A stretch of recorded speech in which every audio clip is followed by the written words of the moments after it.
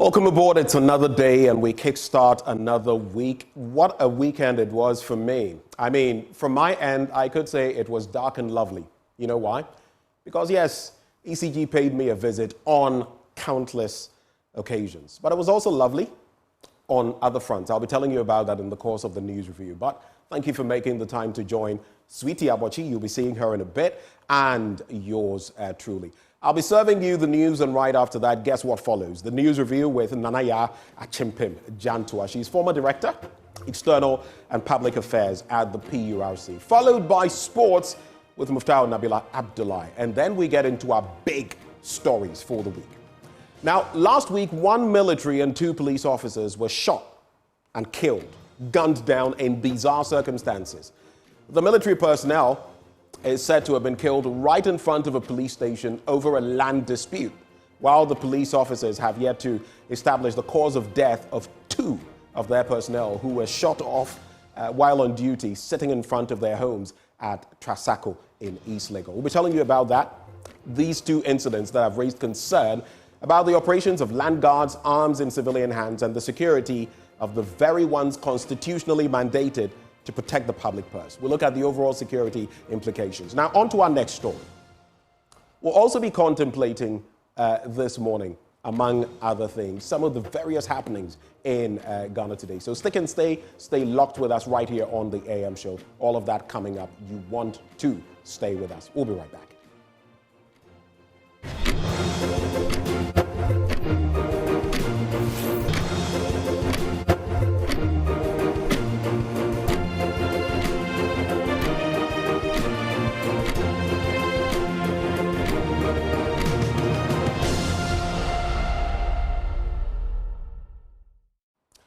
Thank you for staying with us for the news. In our first story, in less than 24 hours, the Electoral Commission will begin its limited voter registration exercise across the country.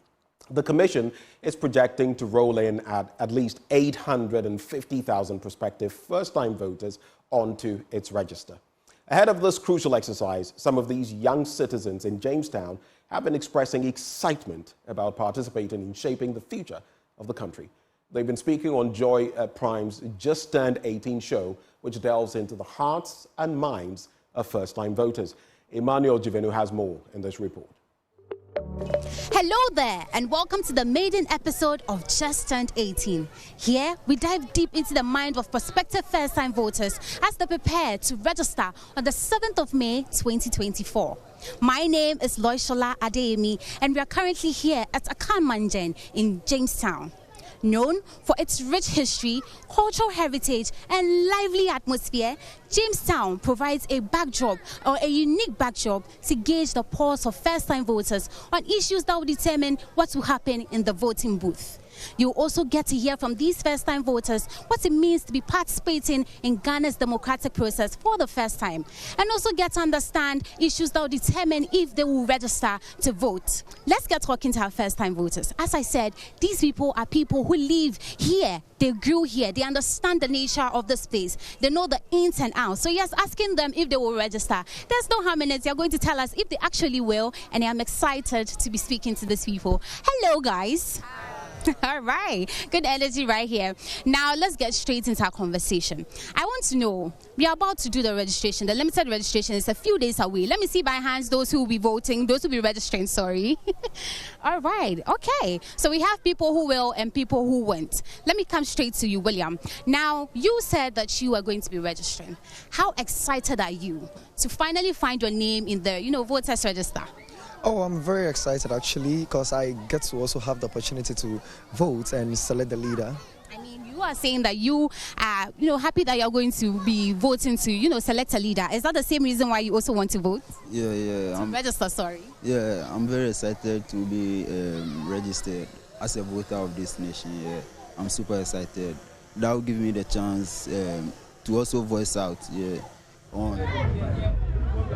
For these young Ghanaians in Jamestown, Reaching the voting age means more than just a milestone. It is their ticket to participate in shaping the future of their country. Oh, I'm very excited actually because I get to also have the opportunity to vote and select the leader. Now I have the opportunity to use my time to bring someone into power. That will give me the chance to also voice out on the person to lead us. Yeah. People will now be seeing me, engaging me into political activities in my community. These prospective first-time voters are not only excited about registering, but they are also motivated by stories from family and friends who have already participated in elections. You have to go there early. People usually use chairs, stones to queue. Yeah. So like when you go and meet those stones and chairs there, they will be expecting you to stand behind those chairs and stuff. So when they come and they see you have bypassed the stones, they will actually fight you. While the majority of first-time voters eagerly embrace the opportunity to participate in Ghana's democratic process, there are a few who remain hesitant or even adamant about registering. Nevertheless, their collective influence cannot be understated. As I was growing up, I learned that the voters are easy to go to the bank and do things.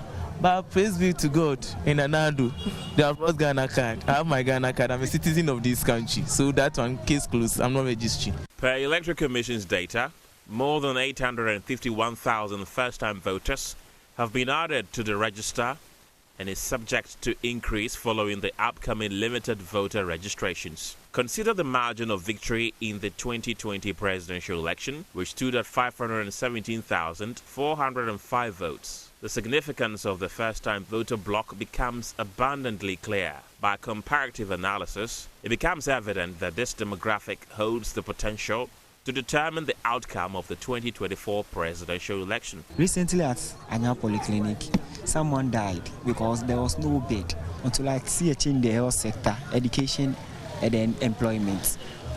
I think I can change my mind to vote. Free education has come to serve its purpose. If you haven't done anything at all, at least for financial aspects, has reduced the burden. With their hopes high and their eyes set on the future, they are ready to take their first step towards civic engagement that will shape the destiny of their nation. Emmanuel Jivanu, Joy Prime. From voting, let's talk power outages now. And businesses continue to suffer the consequences of the intermittent power outages, even as President Opoku Ware declared that Dumso was over. In the latest episode of our Dumso Diaries, we put the spotlight on barbershop operators as their grooming industry faces a grim picture as the power outages continue to bite hard. Kenneth Jesse has more. Over the period, the issues surrounding maintenance of transformers and gas supply have been successfully resolved, resulting in a sufficient improvement in power supply reliability. Indeed, over the past few days, we have witnessed stable electricity supply across the country, with no load shedding reported anywhere yesterday. That was President Opoku Ware during his May Day speech on the 1st of May. A day after the president's speech, the news team visited Achimota Mile 7, a community in the Greater Accra region, where, like many parts of the country, Dumso is rampant. When the team got there at 4:10 in the afternoon, their lights were off. We caught up with a barber who hadn't had light since he opened the shop in the morning of that day. The Dumso is very intense here. I have not been able to work since the week began because of Dumso. The light went off a few minutes after I opened my shop at around 7 a.m. The light usually goes off in the morning and be restored around 6:30 in the evening. 15 minutes later, it will go off again. The other day, the light went off when I was in the middle of trimming a customer's hair. I believe you can bear witness to the fact that there is no light here as we speak. While filming this story, a customer walked in to shave his beard, but to his disappointment, there was no light. So he, just like the many customers that visited Henry's shop today, either had to look elsewhere or come back later hoping the lights will be back by then. Aside cutting hairs and shaving beards, the shop also renders manicure and pedicure services for customers. But due to the enormous heat exacerbated by Dumso and the equipment needing power to function, that part of the business has been put on hold for now. The pedicurist hasn't been to work for the past 3 days because there is nothing to do when she comes. Henry Jache is a family man. He has a wife and a newborn baby. As the breadwinner of his young family, Henry tells me the financial difficulties he faces back at home due to the erratic power supply. Because his job relies solely on power to function, there are days he goes home empty-handed and is forced to rely on the benevolence of family and friends to provide for his wife and child. It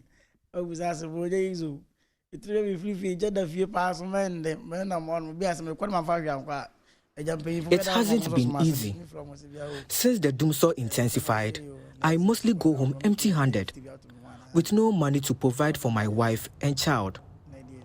I usually call some close friends and relatives to send me some money. Sometimes they send me 50 cedis or less. That's what I use to feed my family.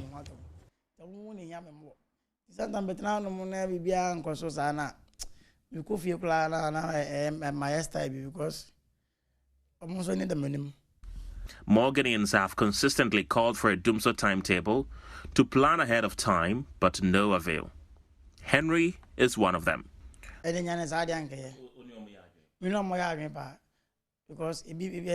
Dumso timetable would have helped a lot.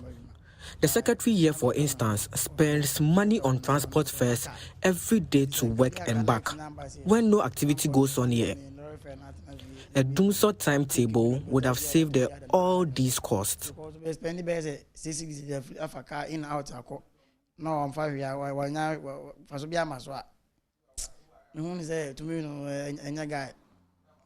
From printing shop operators to corn millers, people have been sharing the struggles they go through when the lights go off at unexpected times without knowing when it will be restored. As it stands now, no one knows when this issue will come to an end. For Joy News, Kenneth Jesse, Accra.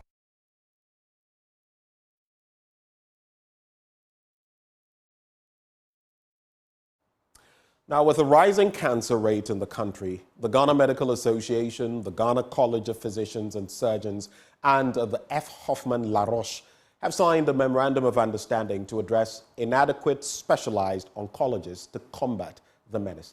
The initiative includes a specialized training program for 4 doctors in various fields of oncology in Kenya. Rector of the Ghana College of Surgeons and Physicians, Professor Richard Adanu, noted that the partnership would improve effective healthcare delivery across the nation. There's more in this report.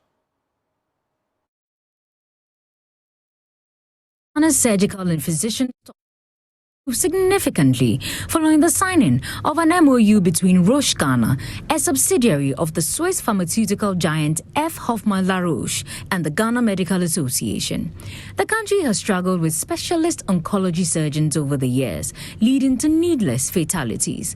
But with the signing of this MOU, Rector of the Ghana College of Surgeons and Physicians, Professor Richard Adanu, expressed his outfit's readiness to collaborate with the Ghana Medical Association in ensuring the partnership's objectives are met, including increasing the stock of specially trained oncologists in the country. He added that the current number of resident oncologists is inadequate to meet the growing population. This would improve the care of cancer in the country. So we have doctors who do the surgical part of cancer, where they operate to get the cancer out. There are doctors who do the radiation part, where they use special light to kill the cancer cells.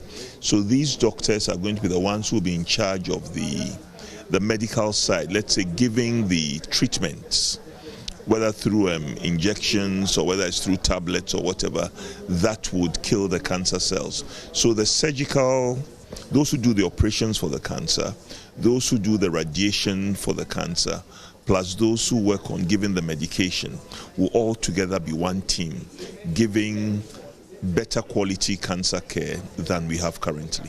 For the Ghana Medical Association President, Dr. Frank Sribo, the government needs to provide necessary funds and resources as it benefits serving patients better and thereby improves healthcare overall. He also emphasized the need for policy regulation relating to surgical practices in the country. It's not easy to train people. You know, it takes a lot of resources. Right now, we are sending people to Kenya. It's money. You realize that they need to have their school fees paid, they need their upkeep to be taken care of and so forth. And if you even come to the college itself, the college has to run. They have teachers who teach these postgraduate students, they have to organize exams, they have to ensure that, and all of these things involve a lot of money. So when it comes to issues of regulation, I don't think we do have a major problem in there. Yes, we need to build capacity of the regulator to be able to ensure that they are doing a good job and also ensure that they are able to regulate areas that they are familiar with. So the capacity has to be built up, but medical practice in this country is regulated. The point is that there are still a lot of areas that we can move into because medicine is expanding. Subspecialties are evolving everywhere around the globe, and Ghana cannot be left out. There are still areas in medical practice that is currently happening in the country that is not properly regulated because there are no guidelines. If you look at organ transplant, for example, it's an area that we don't know how its regulation is going to be done, and we still don't have guidelines in place, an area we will need to have guidelines in place. If you look at in vitro fertilizations, for example, that people are doing, the IVFs, it's an area that will need some regulation so that there is proper guidelines as to how it has to happen. Medical Director for Roche Ghana, Dr. Louisa Preko, stated that the collaboration would enhance patient care and improve overall healthcare delivery in the country. She further outlined the collaboration's components. This partnership entails that, the three parties, that's the Ghana College, the GMA and Roche, are going to be financially responsible to ensuring that we get a faculty for medical oncology training started in Ghana. So the Ghana College is supporting with the airfare of 4 selected residents to travel to Kenya for a 2-year residency program. The GMA is supporting with the insurance, the travel insurance, and the welfare of the specialists who go there.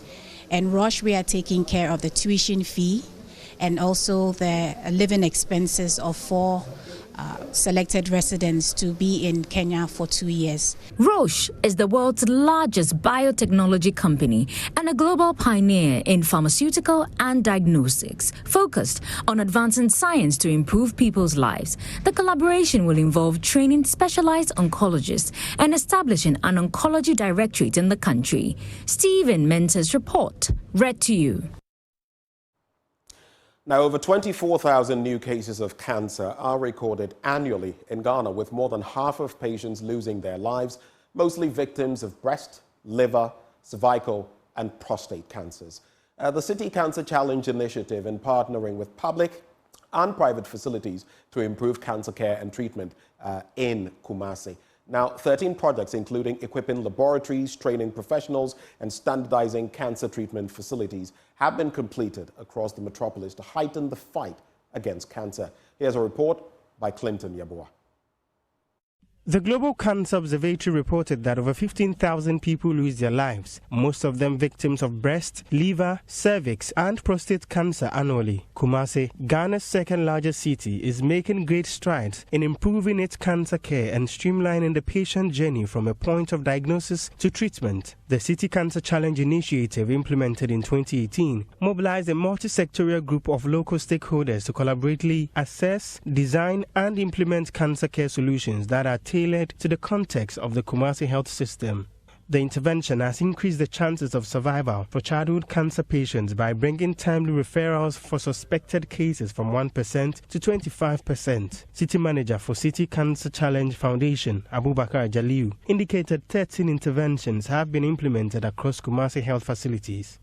So 13 projects were completed, and these projects were medical oncology projects. We have the pediatric oncology project. We also have the surgery project.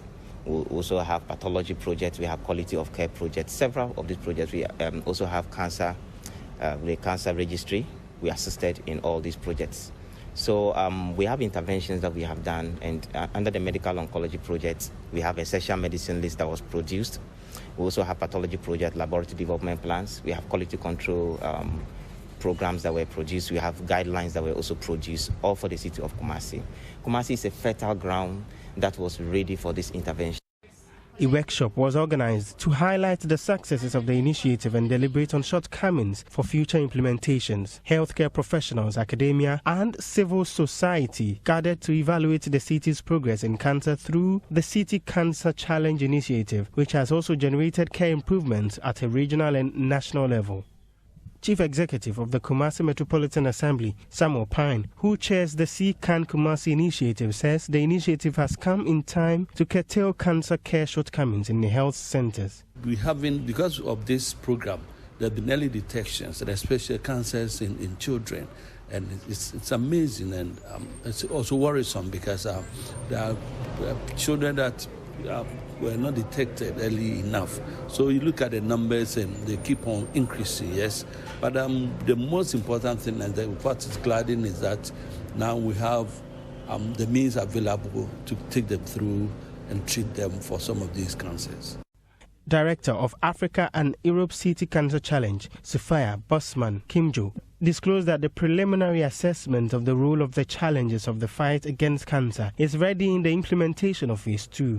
We don't come with a blueprint, in the sense that what we did in the first place was to ensure that we supported the city to go through a city-wide need assessment to identify what were the needs in terms of cancer care. So we take all of that into account. So I must say that we're very grateful for the level of collaboration, because we have seen tremendous, commitment from local stakeholders. Some stakeholders also shared their assessment. Reporting for Joy News, my name is Clinton Yabua. Now, the Asante Hene Otumfuo II is the first monarch and individual in Ghana and on the African continent to be honored with a crypto stamp for postal services globally. The crypto stamp employs a non-fungible token, popularly known as NFTs, which gives it a unique digital identifier that is used to certify ownership and authenticity and is recorded on a blockchain. The Ghana Post Company Limited unveiled 6 commemorative stamps, including the digital stamp for the king in celebration of his unparalleled leadership and global influence. Emmanuel Bright Kweku was at the event and filed this report.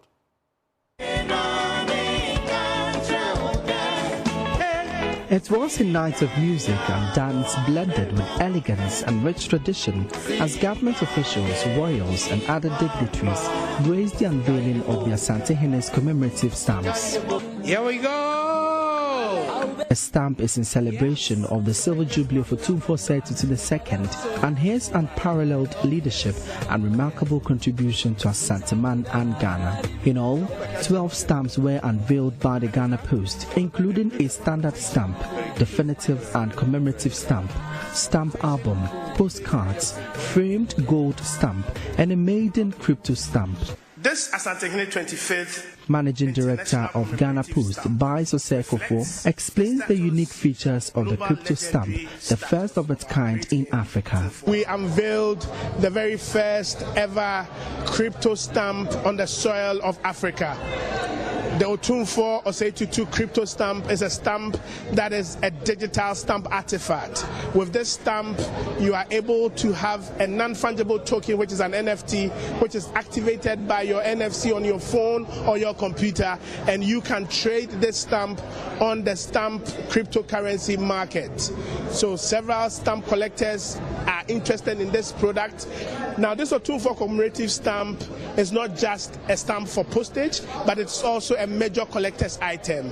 I mean, stamps in its right is a major tool for telling history for generations unborn to get to know things that happened in the past, because commemorative stamps are used to commemorate people, events, and anniversaries. The postal stamps are expected to be embossed on items to over 150 countries globally with unique images of the Asantehene. They hold profound significance as symbols of cultural heritage, historical legacy, national pride, and educational enlightenment. Communications and Digitalization Minister Esla Owusu-Ekufo highlighted the significance of the commemorative stamp in reflecting the Ghanaian traditional values linked to the vision of the country. This commemorative stamp is therefore a reflection of our national pride and identity. It serves as a reminder of the inextricable link between our traditional values and our modern aspirations, reminding us that our rich cultural heritage is the foundation upon which our nation's future is built. That is what sets us apart from all other peoples on earth and makes us uniquely Ghanaian. Mamponhene Dasebre Osebonsu II thanked the company on behalf of the Asantehene. In the name of Our Majesty, we graciously appreciate. And when I use the terminology we, it means for on behalf of our king and of course the kingship that constitutes the Asante mine.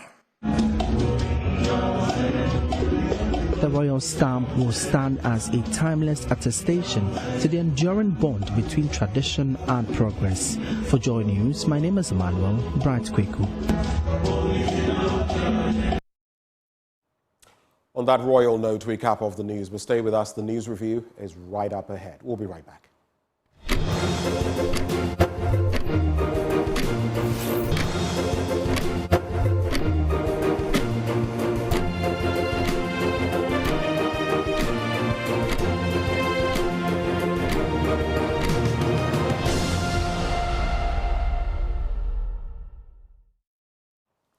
Welcome back on the AM show. Time now for us to get into the newspapers. But before I introduce my guest, guess what? Endpoint Homeopathic Clinic helping us bring you this segment as always. And here's what they're offering you if you're a man: prostate screening for free. In the news, I was talking about the common cancers that are predominant and taking, over the health space.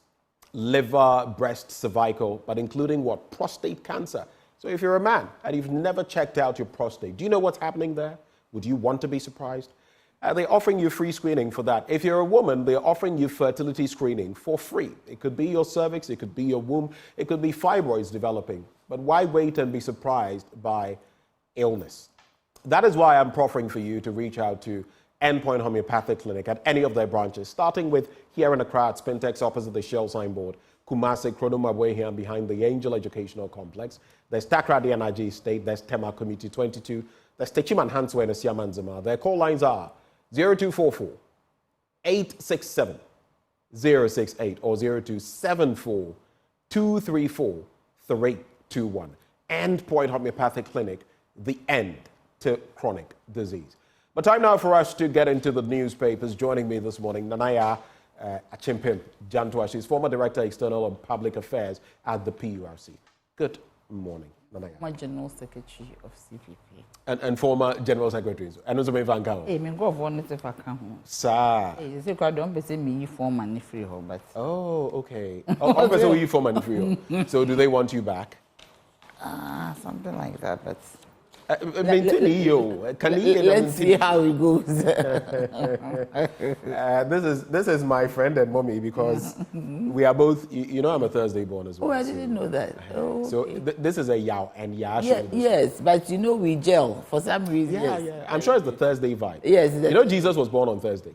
Wow, which calendar? The 25th day? No, it was revealed to me, That's great. That's just a joke I usually do in church when we're doing Kofi and Amma. Okay. I tell them the most important day is Thursday. It's Thursday. I was born on Thursday. That's true. But right before we get into the your papers. Ring. Thank you very much. Yes, I'm a kakra. My weekend was dark and lovely. Oh, you know where I'm headed? Yeah. It has nothing to do with the brand, Dark and Lovely. It was dark at certain times. From Saturday to Sunday, what they did to us was, and I slept in darkness from... Which area is this? I don't like for security reasons. Yes. But give me broad. I mean, it's not be. It's good. Oh, it's here in Accra. Yeah. It's here in Accra, and the heat and the torment. I woke up Sunday morning. I had to go to a friend's father's Thanksgiving. In fact, I spent my entire day there. I woke up with a splitting headache. You would. It was as though someone had a banjo in my head and was hitting it. It was terrible. Later that day, some portion of the neighborhood went off again. Traffic lights were not functioning. It was making matters very bad. And this event I attended was in Akwiteman. Mm-hmm. I saw a scene that really leapt at me. It made me sad. That neighborhood also had a power outage where we're doing, after the Thanksgiving mass or service, you go somewhere. Where we were, I saw this woman with her baby. That baby can't be more than a few months old. She was sitting across a gutter.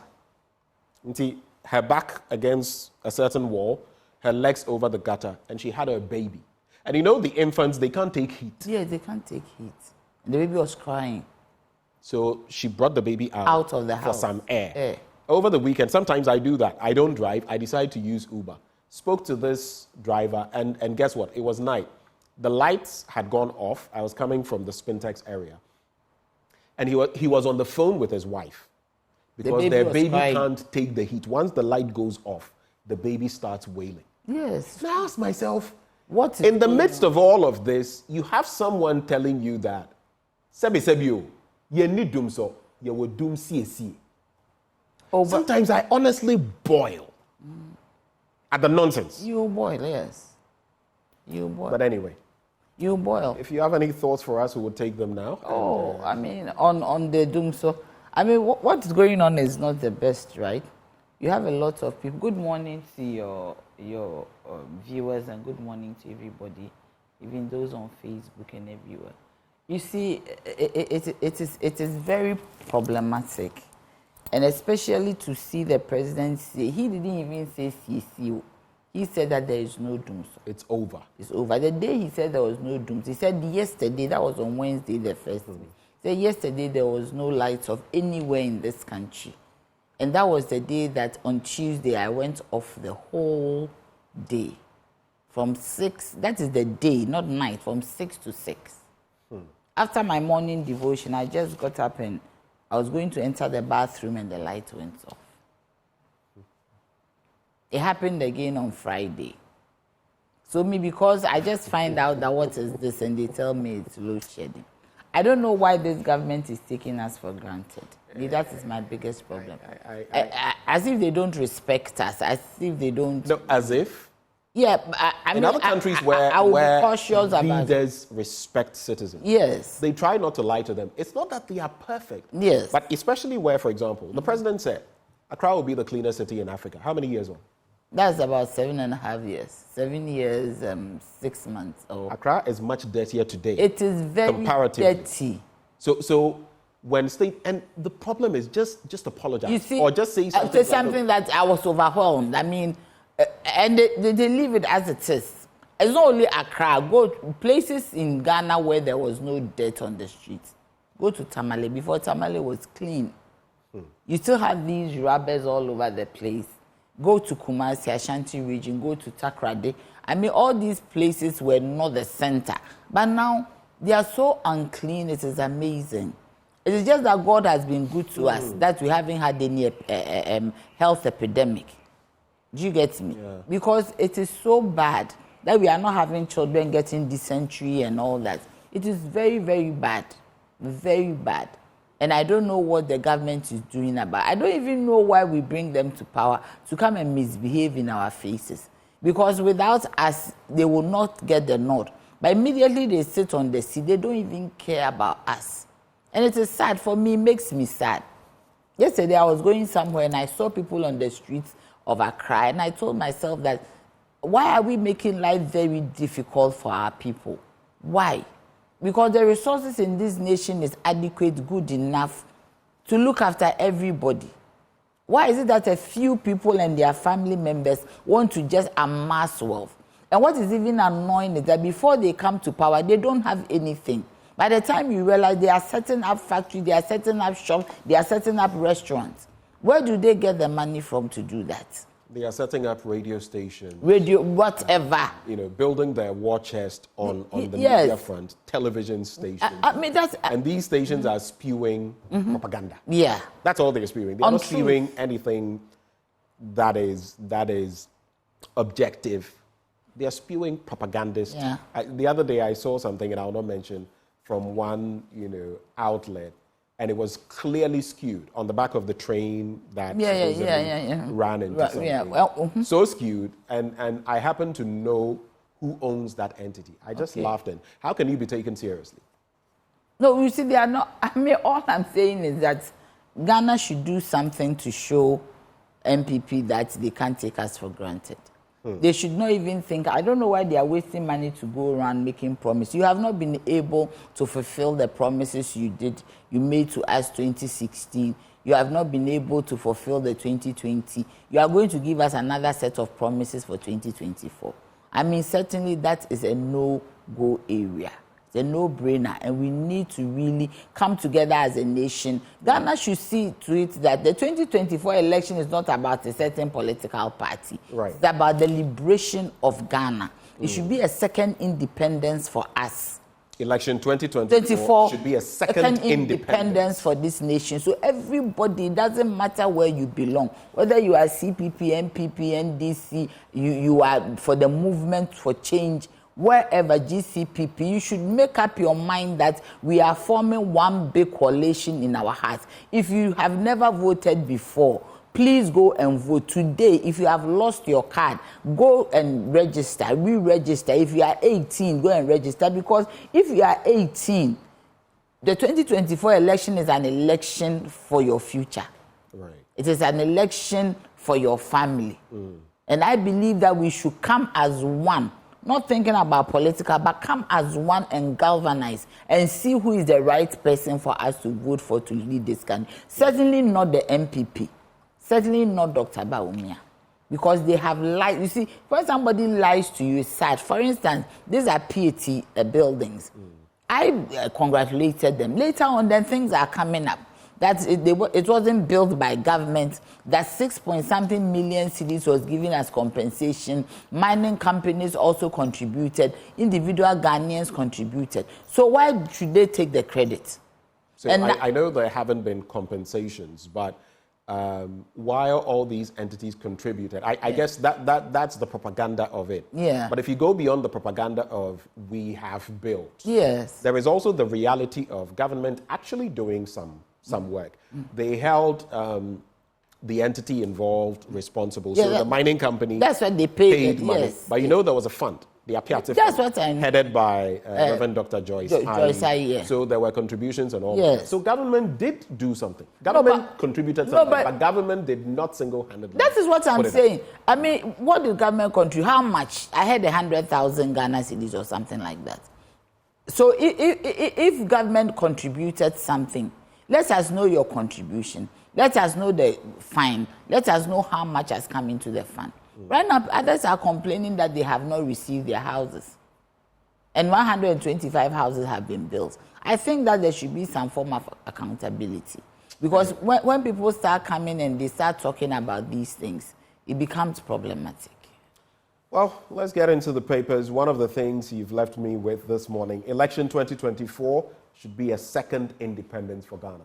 Nanaya Ajantwa saying that.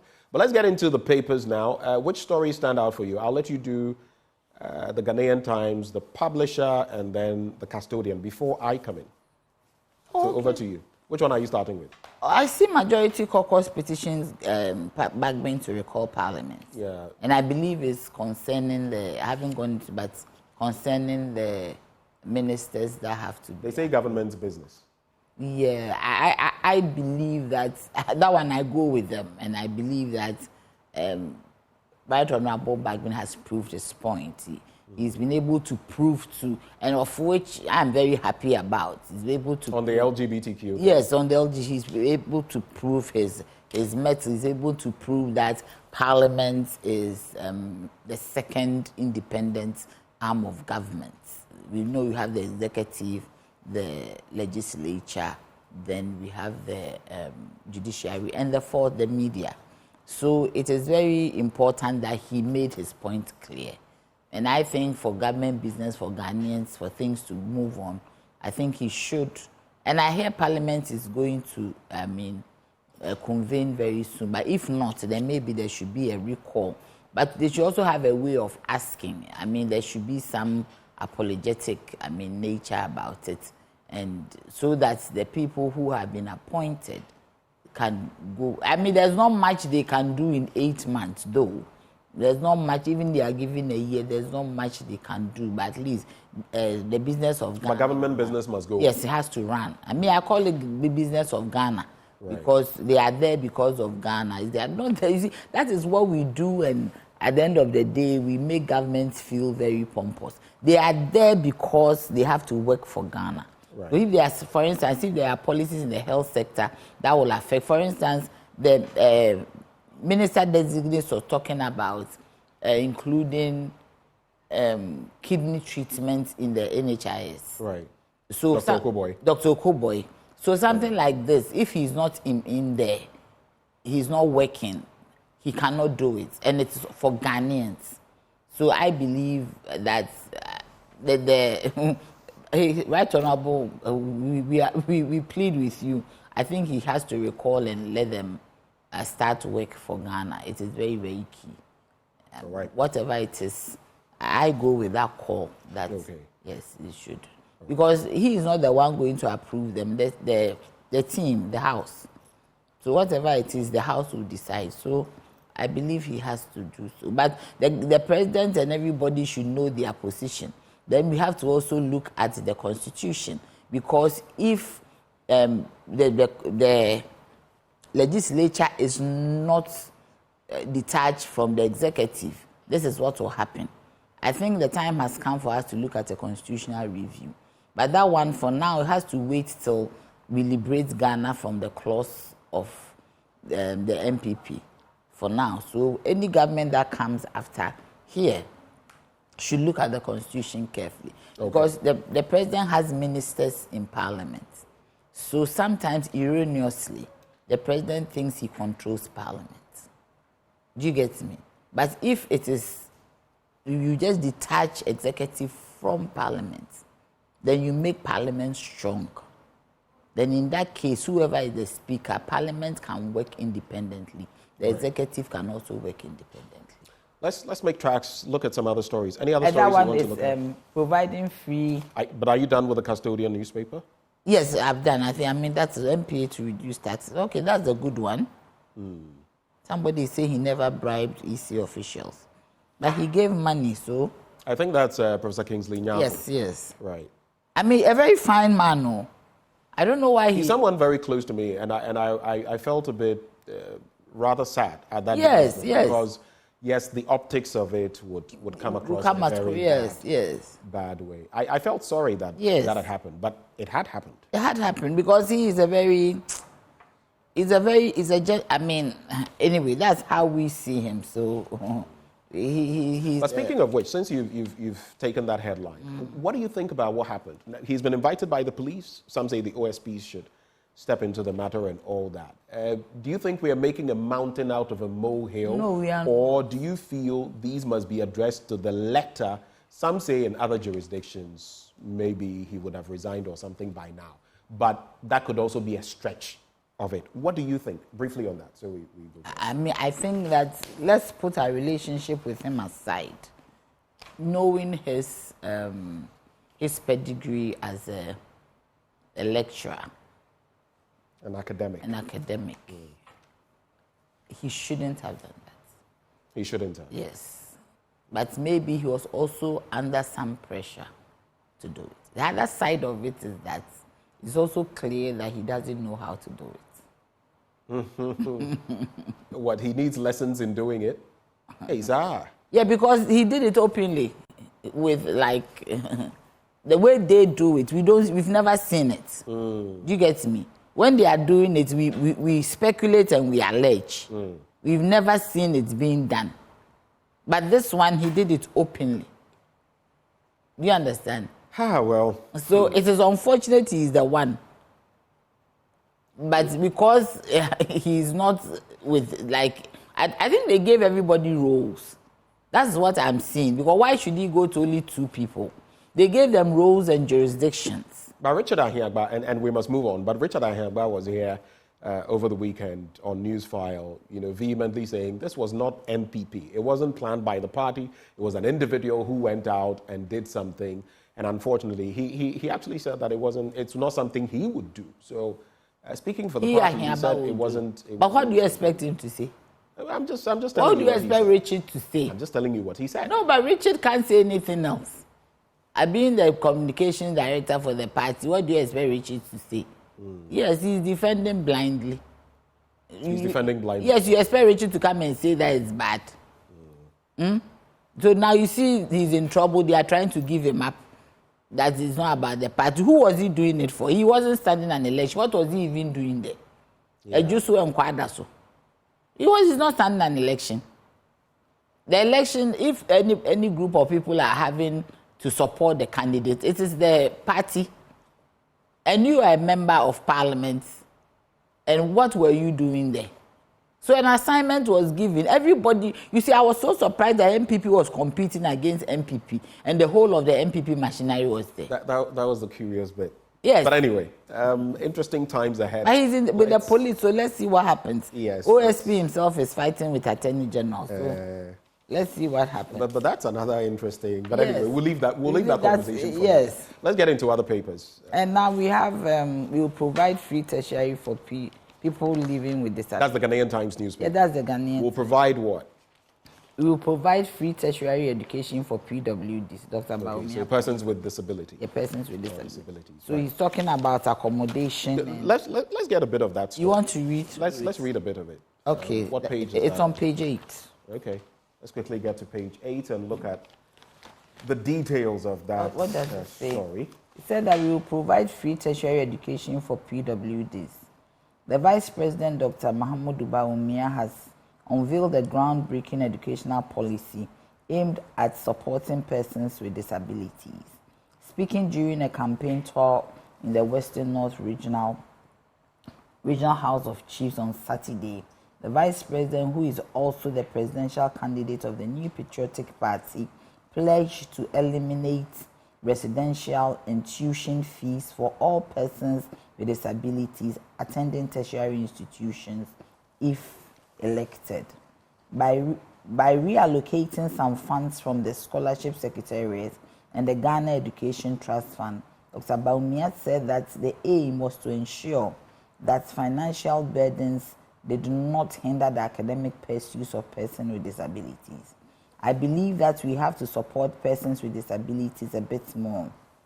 I want us to dedicate some of the monies from the Scholarship Secretariat and the GET Fund to provide free tertiary education, covering tuition and accommodation to all persons with disabilities who enroll into universities. The benefit of this policy would be manifold.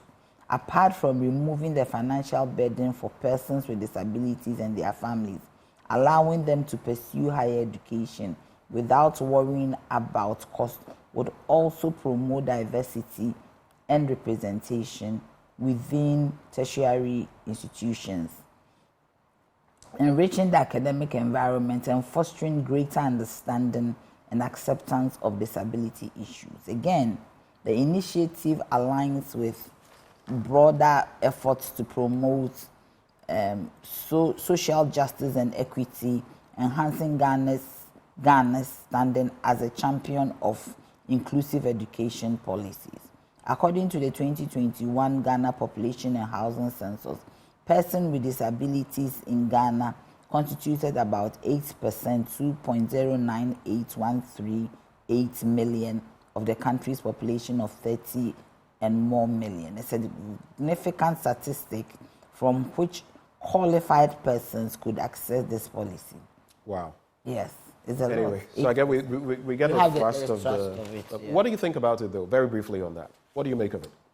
It's good for government to support people with PWDs, but it shouldn't be only those in universities. Because, you see, the fundamentals of our education is from the basic. And that is where sometimes, if a person is not able to go to basic education, how can he come to tertiary? And mostly that is where the problem is. Even finding schools for them to go to. Secondary schools, some secondary schools don't have ramps. Most secondary schools have stairs. So they can't... You're talking secondary schools, even tertiary institutions. Yes, tertiary. How many of them are have in compliance with Yes, so I think that you should rather look at it holistically and even see how we can even support them as they grow up. Because there's a lot of also stigma around them. The equipment that they need, some are not sitting in wheelchairs, they are sitting on the ground, using some wooden, you see them on the streets. So I think that if the vice president really means business, right, and he really wants to help, and he should not, you see, that is why I have a problem with His Excellency Dr. Baumia. You are in government, you're a vice president. These are some of the things that you can initiate policy right now. Why do you wait till you are voted into power? It means you are not telling us. But he says he's the driver's mate, and the president says the buck stops with him. If the buck stops, then we don't need a vice presidential candidate. We don't need a vice president. If that is what the vice president... But the Constitution guarantees that. But if the Constitution guarantees it, it means you have influence. You are number 2.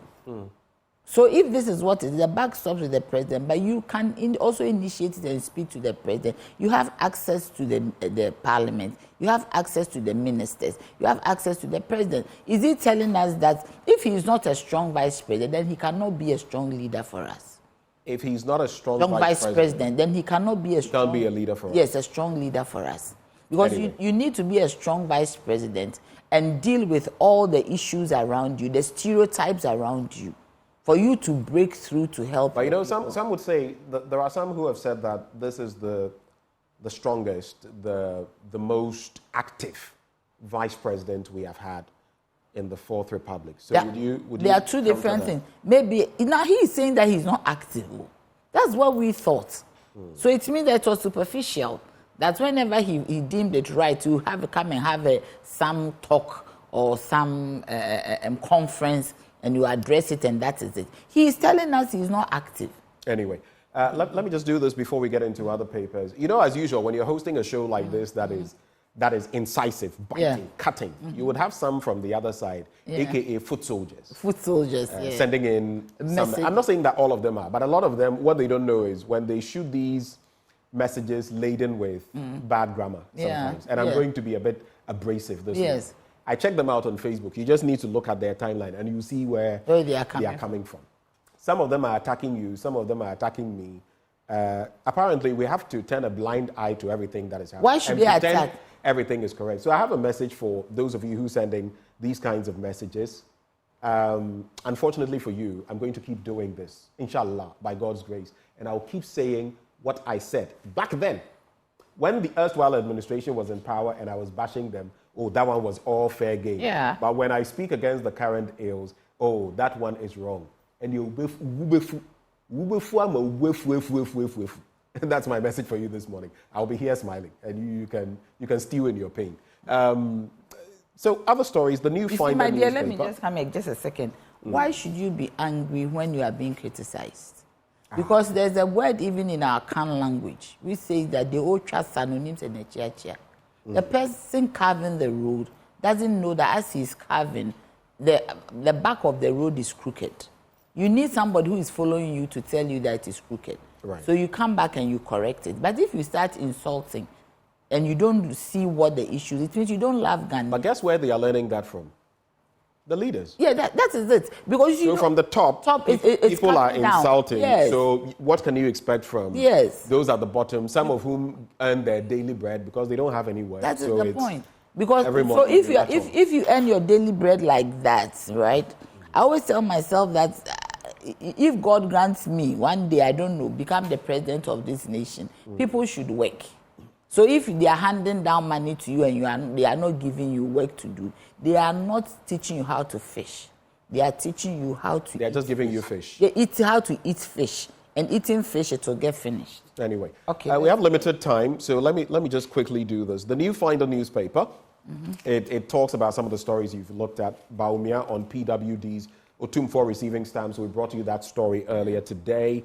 And Minister-designate attributes improved press freedom ranking to media support programs. But interestingly, if you look at all the parameters that were used, about 5 of them... For press freedom. For press freedom. We've actually slipped. Yeah. It's only one, security, that we made some gains in. All the others, we have slipped, whether marginally or largely in. So you ask yourself then... that we are looking I have them... maybe one or because of time, yeah. But let me just take a look at this. I'll get it for you so that you get to see. So here we go. This is actually it. So the parameters are political, economic, legislative, social, and security, right? When you look at political, we slipped 2023, it was 61.88. 2024 is 59.5. Wow. Economic, 47.94 in 2023. 2024 is 47.92. Legislative, 79.62, now is 74.41. And social, 79.98, now is 73.41. Only security-wise did we move from 61.25 to 82.94. So actually, we worsened in 4 and increased in 1. Okay. That's the issue. The Daily Guide newspaper, again, about Otumfuo's stamp unveiled. OSP cleared Cecilia Dapa, not AG. That's according to Godfrey Abuadame. I heard a representative of the OSP speak on Newsfile with something like Anyanini, and they said, listen, we did what we had to, and this whole directive, even based on some reports and other surrounding matters, IOCO shouldn't even have been asking whether they should go ahead. They should have gone ahead with investigations. And so this call is not the right one, but we are where we are. Anti-graft campaigners are up in arms, but I guess it is what it is. December polls will be peaceful. Nana Akufo-Addo says so. But I also worry when he says this, but at the same time he says the only one who can replace me or will be replacing me is my vice president. So then, you know, putting 2 and 2 together, I don't know what that really means he doesn't or decide suggests. who replaces him. Pardon me? I say he doesn't decide who replaces him. Well, I guess the Ghanaians will have to do that. Yeah. Those are the stories I have. Any final thoughts for us before you take leave of us? I mean, all I'm going to say is that I think that Ghanaians have been shortchanged for a very long time. And it is time for us to ask for accountability, real accountability from our leaders. And also, I believe that we should have an evaluation and monitoring committee which is not political to assess our leaders. So we give you 2 years of the 4 years, and there will be an assessment with certain parameters. We give you some indicators that you follow by. Then after 2 years, we'd really assess the government, because I think governments do whatever they like. But the president, should stop talking. The president should stop talking? Yes, I think it's Why? time. No, but anytime he says something, no, if I say stop talking, it's not like we are gagging him, but he should be measured in some of the things that he says. Okay. And it is very important if he wants us to have peace in this nation, I think he should be measured in some. Now he's the president of Ghana. He's not a foot soldier, so he should be measured in some of the things that he says. Okay. Thank you very much foot soldiers. For your thoughts this morning. Nanaya Jantua, before we go, just quickly celebrate belated happy birthday to David Vo, to Erama and Danisia Poma Ajay. Erama and Danisia Poma Ajay are with us. They celebrated their birthdays over the weekend, and David Vo as well. Belated happy birthday to all of you.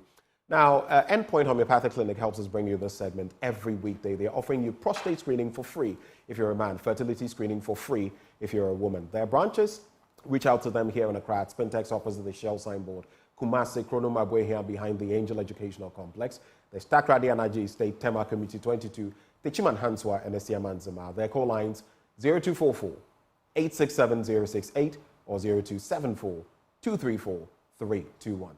Endpoint Homeopathic Clinic, the end to chronic disease. Time now for sports. Up next.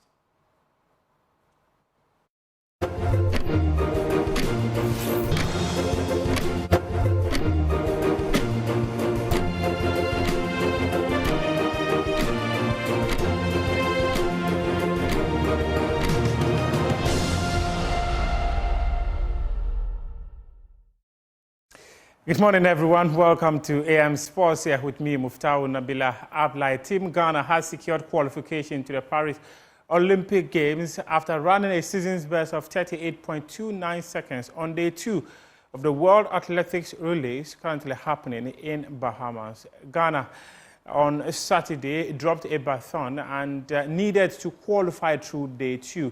And it was a rematch in the African Games as they came up against Nigeria, running over the Nigerians to secure a ticket to the Paris Olympic Games. So Nigeria in the green with Idodi Onwuzurike. Ghana have gone out strongly with Ibrahim Fuzini in the yellow and black right in the centre as well. Ghana probably just about handed over in first position. Nigeria closing down on the Netherlands outside them as well, and those three in the centre lanes at the moment. Dominican Republic were a bit sketchy, but it's Ghana, and also right on the outside Thailand with Kong Presit with the back for them at the moment. Ghana, Nigeria and the Netherlands. The Netherlands have made a mess of it and are out of it. It's Ghana and Nigeria. Joseph Amoa bringing Ghana home. Wellington Adenagba for Nigeria, and it's an African sweep in this one. Ghana, Nigeria off to the Olympic Games.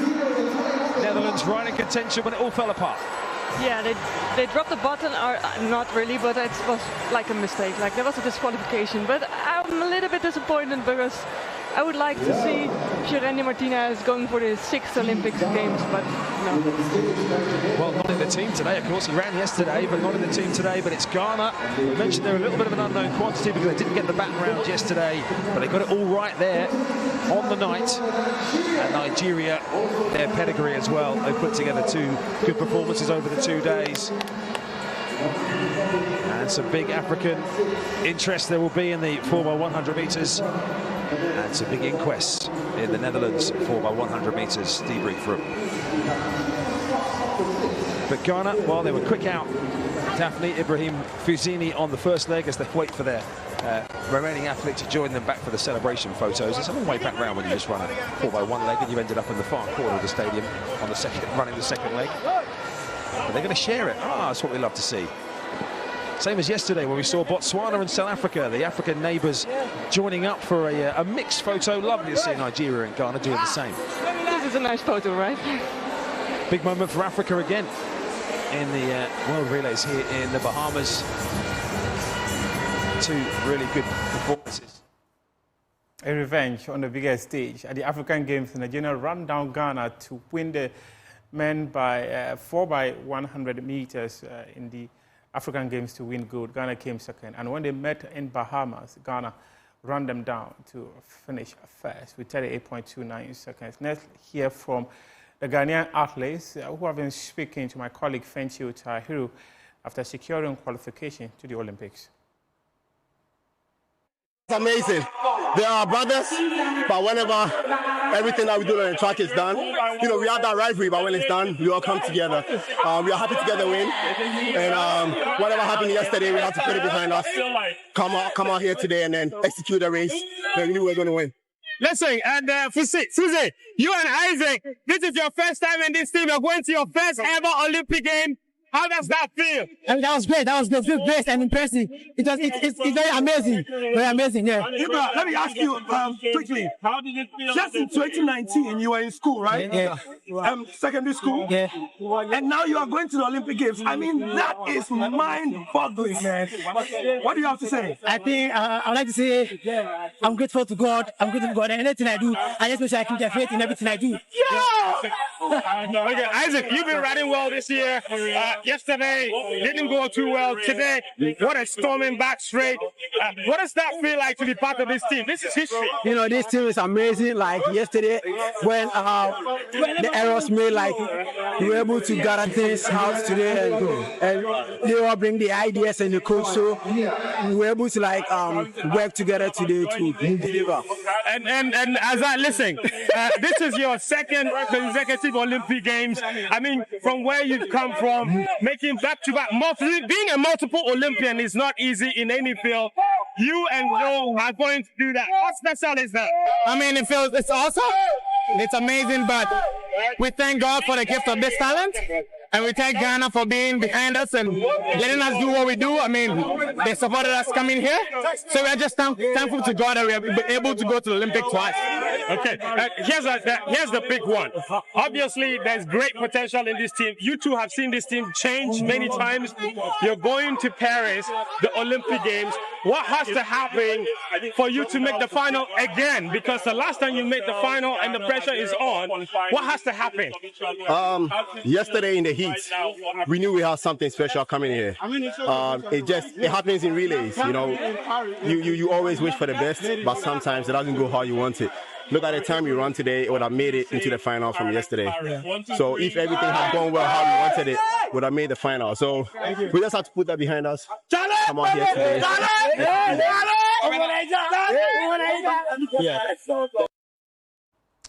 To the Ghana Premier League, and Kumasi Asante Kotoko secured a 2-0 win over Legon Cities at the Baba Yara Sports Stadium. And he gives away possession to Baba. Amidu Akwa makes the run. A chance for Kotoko. Here is Zeze. Turns and finds Baba. Baba cuts in. Here is Baba. Can he score? Baba goes down. Now is a penalty. No doubt about this one. That was some good play. He initiated the move. Lovely pass to Amidu Akwa. Brings it back for Zeze. Zeze sees Baba arriving. Baba controls. Goes past Sulemana. Checks onto his right again. And is caught by the late. Brilliant play from Baba. Kotoko gets a penalty. Mukwala steps back. Referee is asking the players not to encroach the area as Mukwala gets ready to dispatch this one. Mukwala steps forward. And Mukwala makes it 1-0 for Asante Kotoko. His 11th of the season is Asante Kotoko 1, Legon Cities 0. And it's no other than Steve. And it's 11 goals in 25 games for Kotoko this season for the Ugandan international. Before this game now, they have 26. Kote's delivery. Nuruddin is lurking. Intimenu controls it down. Here is Intimenu. He wants support. Mukwala comes forward. Here is Nuruddin. And it's the second goal for Asante Kotoko. Nuruddin scores for the Porcupine Warriors. 2 goals up. That was a good delivery from Kote. Intimenu controlled it. Was trying to look for support, and look at Nuruddin, how he was able to make his way into the box. Then the cross came, Mukwala controls it down, and Nuruddin hits it first time. Goalkeeper Kwame Aziz is beaten. 2-0 for Asante Kotoko. And on it's a good game. It's a good game. Thank you for the technical team, for the supporters, for the support you give us for the team. Yes. But in the last 3 matches, you beat Samatex here, you drew against Mediama, you've beaten Legon Cities here. What is happening to Kotoko now? Yes, everybody is happy. Everybody is happy. Thank you, God, for the victory. Thank you for the technical team for the work. Thank you for the supporters, for the support you give for the team. It's okay for the team. The win is okay for the team now. About your performance, tell me about your performance, man of the match. My performance is the training. You see, the training is very, very hard, very comfortable. All the players now is happy, so it's normal for the game. To the CAF Confederation Cup and President of the Ghana Football Association, Kaito Kreku, he has eulogized Dreams FC for making it to the semi-final of the competition. Dreams lost out to Zamalek in the second leg of the CAF Confederation Cup semi-final at the Baba Yara Sports Stadium. Despite that defeat, head coach of the team, Adun Karim Zito, was given a standing ovation by the Executive Council of the Ghana Football Association, and Keto Kweku believes that with the right investment, Ghanaian clubs would be able to do better in CAF interclub competitions. Feeling very, very proud of what collectively we have achieved. We started this journey with 2 clubs only in this year's competition. And indeed, that has been the story of Ghana for so many years. We've had 2 slots. Mediama Sporting Club and Dreams FC both entered into these 2 CAF organized competitions. Against all odds, both clubs represented Ghana very well and qualified simultaneously to the group stage of both the Champions League and the Confederations Cup. The last time 2 clubs from our GPL made it to the money zone at the same time. So at this point, I will say kudos to Mediama Sporting Club for flying high the flag of Ghana up to the group stage of the Champions League, and also to Dreams FC for doing same up to the group stage. Indeed, from the very beginning, the management of the FA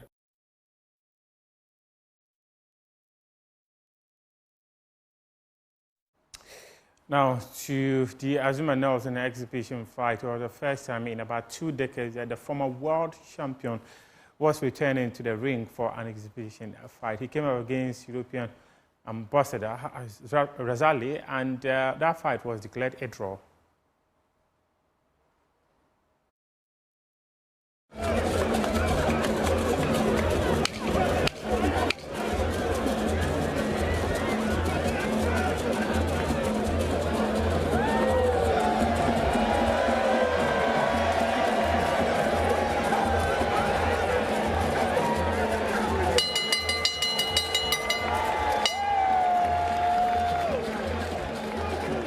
In a draw.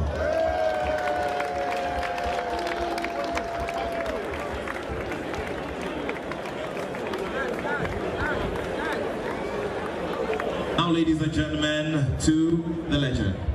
Prof, it's been 16 years since you did this. The last time it was there down under against your longtime foe and friend, Jeff Fennick. How has it been tonight? How has it been trying to get yourself in shape and getting back to what you love to do the most?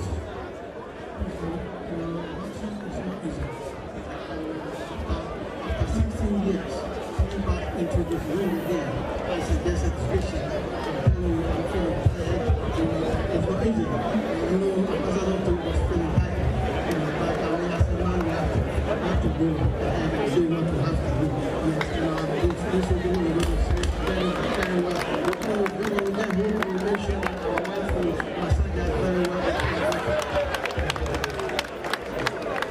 Thank you, Ambassador, for adding me to your program. Thank you very much, and God bless you. I'd like to thank the young ones that come in. Nothing good, amazing. Everything that is good is very hard to come. I want you to train hard, humble yourself, give yourself to God, and go ahead and achieve whatever you want to achieve. And then make sure that don't allow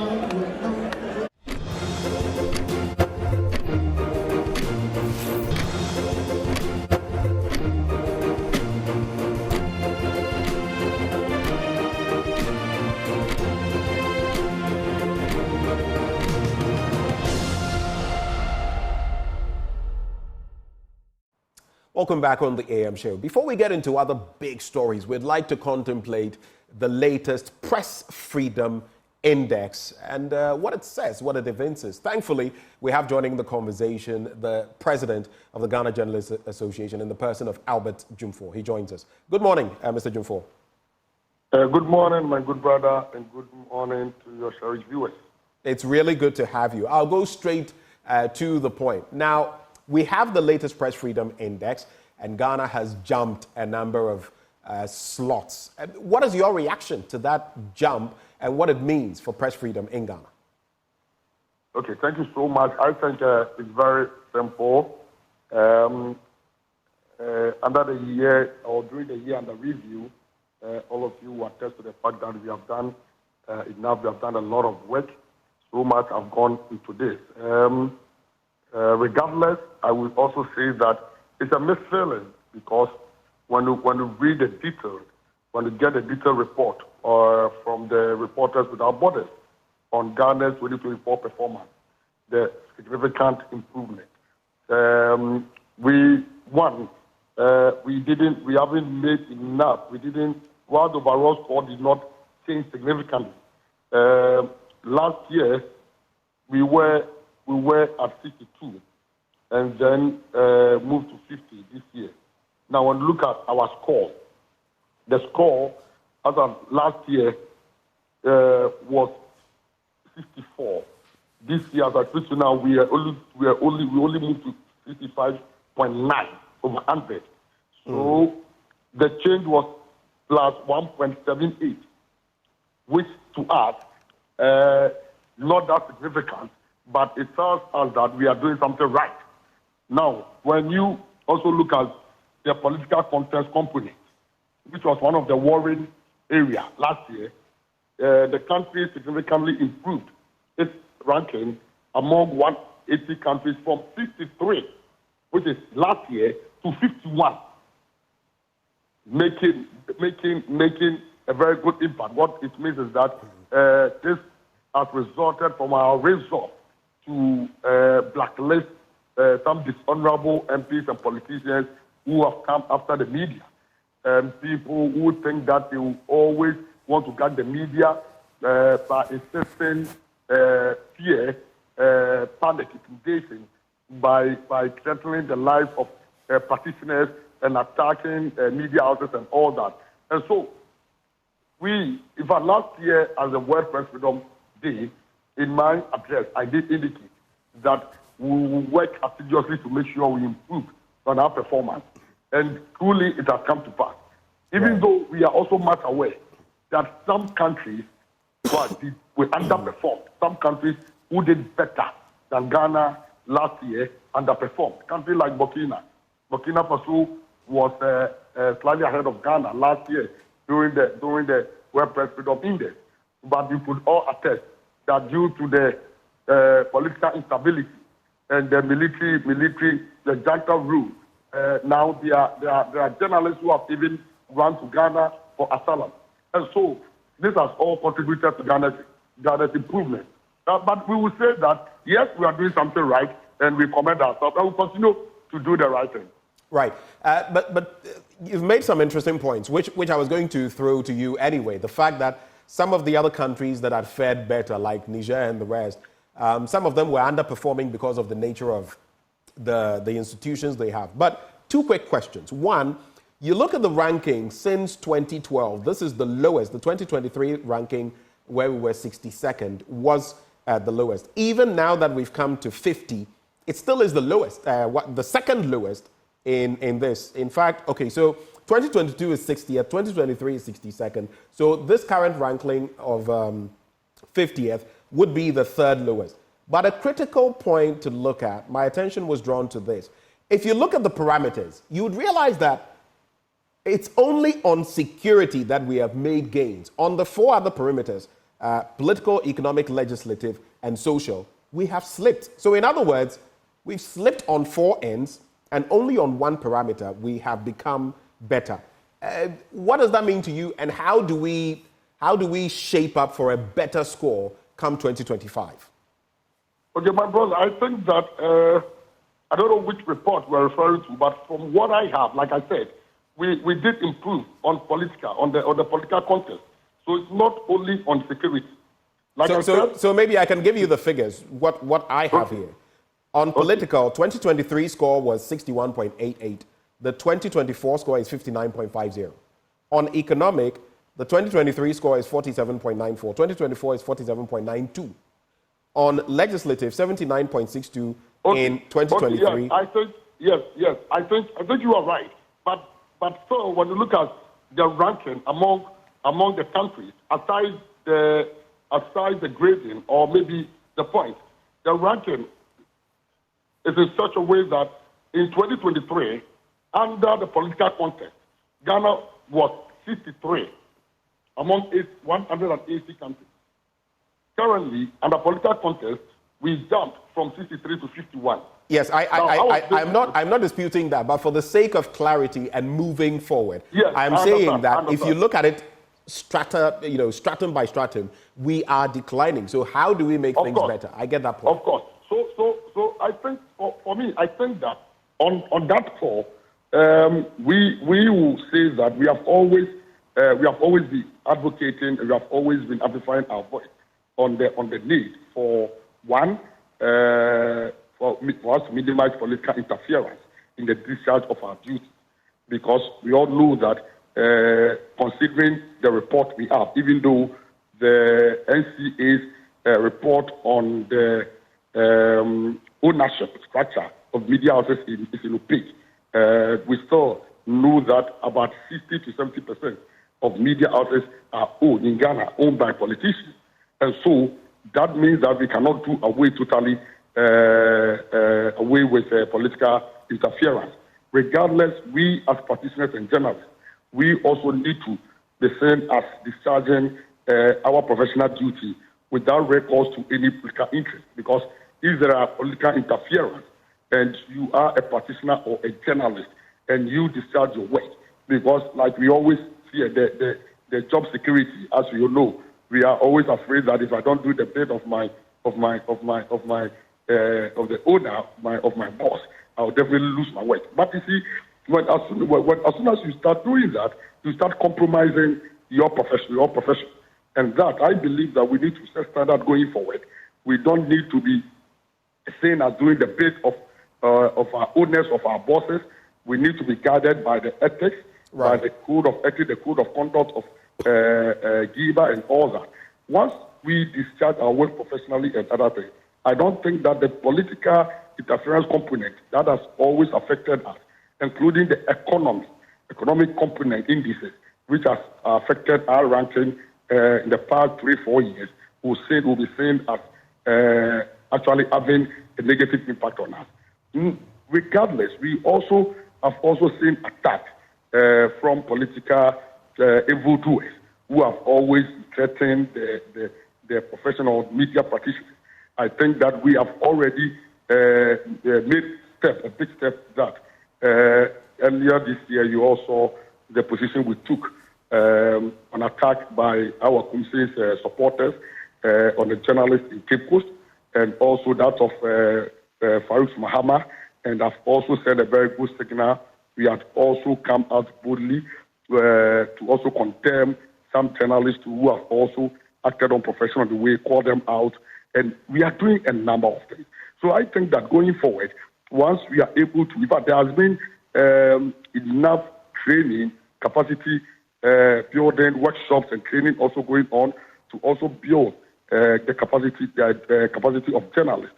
And for me, all this, once we continue the pace and once we add, or maybe we are able to, we are determined and continue with these good things or these good measures, and even add more, because there are we have so many options that we can't explore as an institution.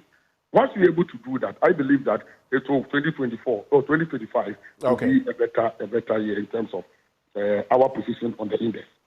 Thank you so much. And of course, optimistic feedback from Albert Jumfor. He is president of the Ghana Journalists Association. Thank you very much, Mr. Jumfor. But crucial issues, too, that we're going to be looking at, starting off with this whole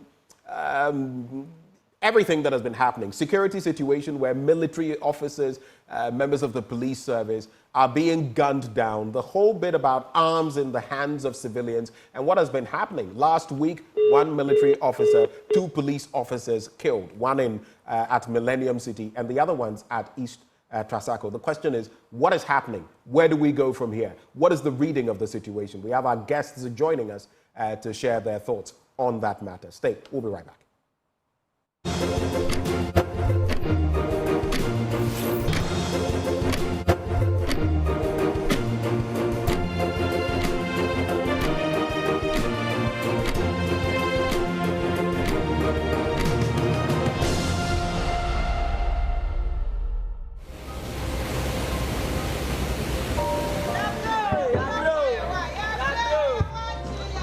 it's very sad. Indeed, it's very, very sad. I'm appealing to them that, in fact, they should understand that life is very unbearable for us over here. They should come to our aid quickly, give us home, even jobs. We, the youth here, we don't have any government work you are doing. Only we concentrate on our farm. This is what they are doing in the area. How are we going to survive? VRA didn't do its work well. That is why Mepe and all towns which were affected were flooded. We not receive anything. I do not receive 1 cedi, and none of us receive any money from the government. And we are not hearing anything from them. Government working with VRA and NADMO will ensure that the properties are restored for the persons whose properties will be affected. If 36,000 people in upper class Accra were displaced, would we be this quiet and this indifferent? I thought that the VRA chief executive should have been fired long ago. Elsewhere, you don't even wait to be fired, you resign. It is an indictment on us, the elite. I count myself as part. It is an indictment on us that when things affect the ordinary people, we are a little bit more indifferent. And if you build a society like this, is something I say all the time. Okay. James Baldwin famously said, the most dangerous creation of any society is the man with nothing to lose. That is what we are doing.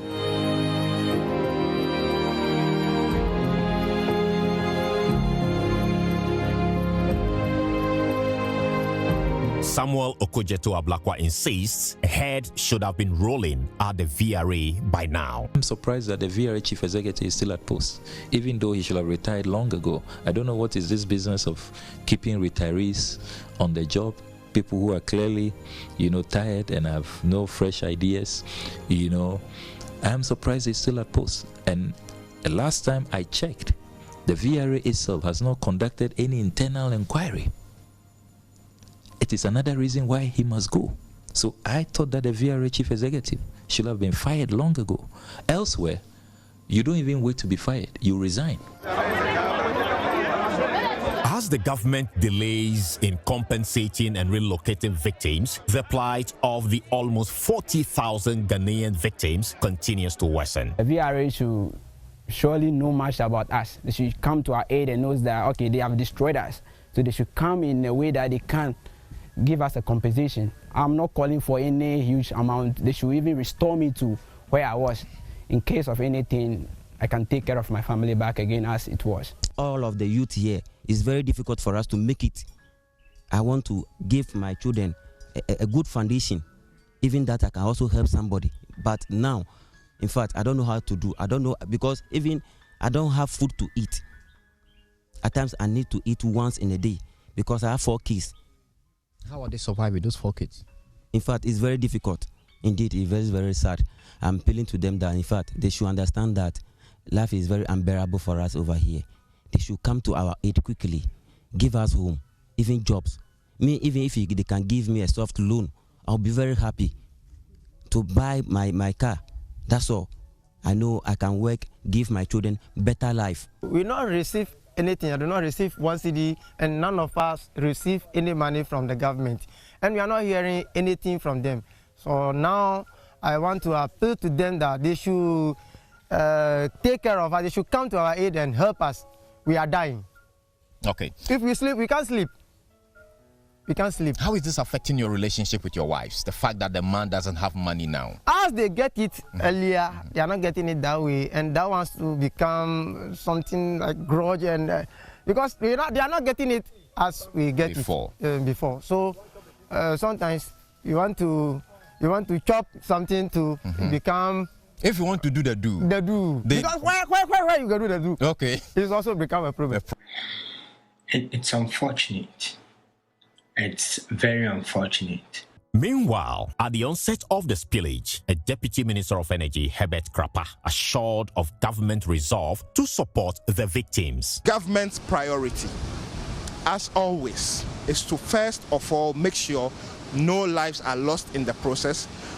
We abate and reduce and cushion the effect that it has on property, and the unfortunate ones that will be affected, property that will be affected by the spill, government working with VRA and NADMO will ensure that the properties are restored for the persons whose properties will be affected. But not much has been done yet. The Minister Designate for Works and Housing, Jones Opoku Ware, on Thursday, March 14, 2024, revealed on the floor of Parliament that government was at the stage of collecting background data on victims, insisting some 80 million have been made available towards resettlement. Mr. Speaker, I earlier alluded to the 80 million cedis that has been set aside for the purposes of supporting the rehabilitation and resettlement. And as he confirms, the President also spoke about it in the independence speech. I earlier mentioned it here, that it is money that has been set aside to assist in this exercise.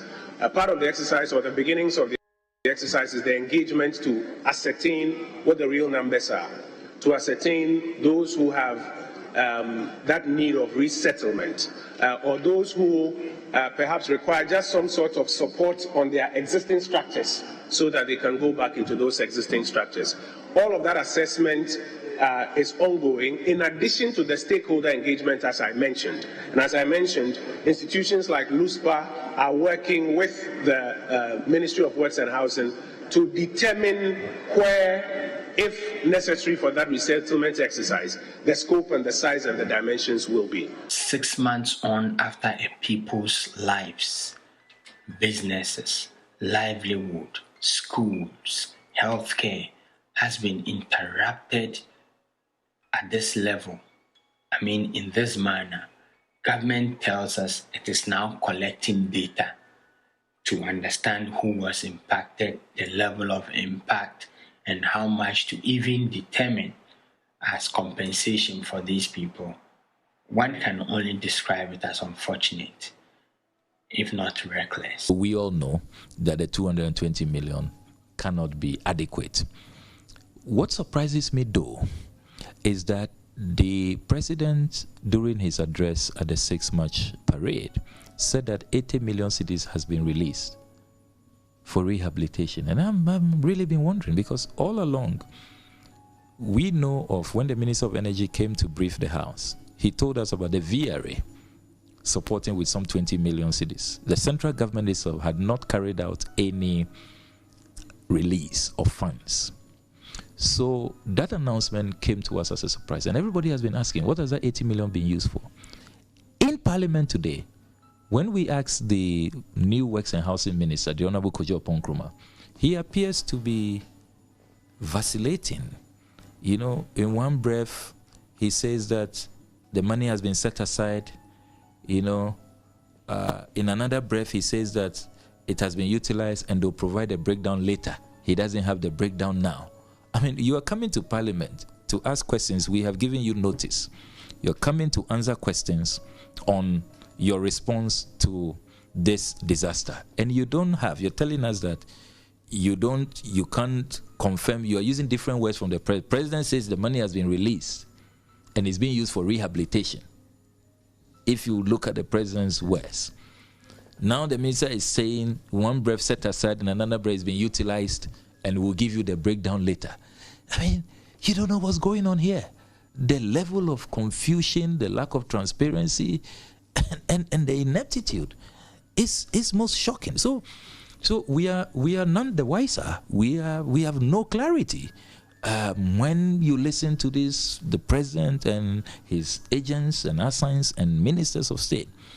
Now, what is clear to me is that the inquiry which we need must even delve into the finances.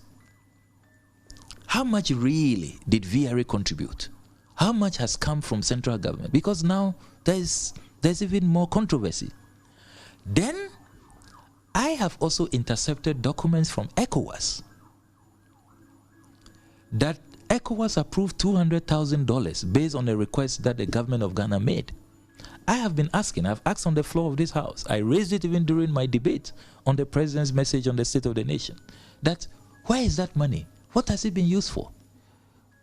At current exchange, that is about 2.6 million Ghana cedis. You know, that's some substantial. Look, the second house we built, which the former President Mahama came to commission, it cost us just 2.5 million. If they hadn't intercepted those documents within ECOWAS, I wouldn't have known, because if you look at the budget, government only talked about the World Bank and that climate fund. Why was government silent? When at the time they read the budget, more than 2 weeks prior to the reading of the budget, they had already applied to ECOWAS and received a response from ECOWAS. Why was that being hidden? Continue, and by December, that 200 million Ghana cedis will just remain a budgetary item when our people are suffering. As at now, there's no trace of compensation. There has not been any settlement or resettlement. There's nothing to show. As I speak today, from the time the president came here till now, the interministerial committee have not been on the ground to meet the traditional leaders, to hear of our challenges. How would they be able to help us if they don't come to hear our challenges? In March 2024, NADMO held a review session in Bato, where VRA's Deputy Chief Executive for Operations and Engineering, Engineer Edward Obenkenzo, announced new initiatives for improved emergency response. On our part as VRA, we have reviewed the event countless times with the aim of identifying all areas where improvement can be made into our operations. The question is, what informed these interventions, and why can't the public be made aware about what went wrong? The Akosombo spillage, even though VRA, NADMO, the Water Resources Commission came together to educate the people in the community, did simulation exercises with them, even at Mepe. Yet they refused to leave. They didn't want to be evacuated. They stayed there till the end when we started spilling. And government has to spend millions of money on relief items, on education. The whole area, the water is contaminated. Disappointment mixed with anger is gradually reaching a boiling point as they have started threatening to stage a massive protest over the wanton neglect. They have to come to our age and support us and give us compensation so that we start our life with how we begin it. We can begin it like that and certify on our official. They come to our age and give us our compensation. Not just they will leave us like that, and the government will appeal to them that we are not going to leave them. If not this thing, we are going to demonstrate about everything we are losing. We are going to demonstrate about everything we are losing. We are not going to give them. We have the youth. We, the youth here, we don't have any government work you are doing. Only we concentrate on our farm. This is what they are doing in the area. How are we going to survive? I don't know how they are being resettled. I hope they are not just going to go back and clean those homes and live in. No. I would like to see a situation where some safer, how would I call it, communities could be established a bit more higher from where we know the water can be. Now everybody knows where the water can be. People have lived, some of them their whole lives, in these areas which have now become blatantly flood prone. They have to be relocated. And they have to be supported to be relocated. They've lost their livelihoods, they've lost their homes, whatever. There has to be some fund set up, a sustainable fund set up to I don't know whether the word is grow, but to set up whole new communities outside the buffer zone so that people can be properly settled. I would have recommended that the community continues to engage the government, because that seems like a reasonable approach. That seems like an approach that we are likely to come to a resolution faster. But if this indifference, lingers on, then they will have no choice than to seek redress in the law court. They can bring a class action against the VRA. Civil society organizations can also take the government on behalf of the people. Beyond the compensation and resettlement concerns, Engineer Konedu believes the VRA must, among other things, create and enforce buffer zones along the lake, review its emergency preparedness protocols, and carry out periodic dredging as a means of forestalling future recurrence. The main solution is not from an engineering point. It should be from a planning point of view. the area should be planned in such a way that we should establish buffer zones both upstream and downstream. You see, what people tend to forget is that for as long as the VRA did not spill, there were also communities upstream that were being flooded. You see, so there should be the establishment of buffer zones upstream and downstream of there. That is a planning thing. And then there should be a mechanism for regulating that, enforcing that buffer. That has to be done. They have to the engineering thing where the VRA has certain things they must be doing regularly. You know, the dredging, the what. Of him to be fair to all manner of persons. So I am totally disgusted that the president totally ignored us in Sierra Leone when there was a flooding disaster. He sent his vice president within the same week. I checked, between the 15th and 19th, the same week. They sent about $1 million to support them with their resettlement, housing, and added relief items. So why is our president, even people who don't vote for him, who he doesn't collect their taxes, he is so keen and very eager to offer them words of sympathy, show solidarity, show that he cares about them. And then when it comes to us in Ghana, see the lethargy, see the total neglect, how he just abandons us. Considering the seeming lack of commitment on the part of the government in compensating and resettling the victims, Samuel Okujeto Ablakwa says a class action is being considered to ensure victims' rights are respected. I can confirm to you that I've already put together a legal team. We have collected our own data. I saw these signs long ago that the president and his government would not really be committed to alleviating our plight and fully compensating the victims. And so, in as much as an MP within Parliament, I must use parliamentary tools to, demand a response from government, and I keep doing that.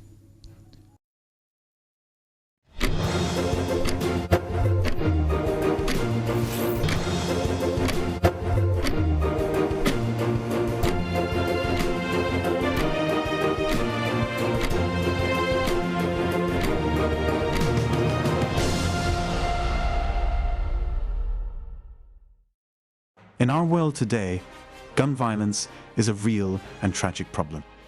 Every year, thousands of people, including Ghanaians, lose their lives or are injured because of small arms. Some people usually use small arms when there is misunderstanding.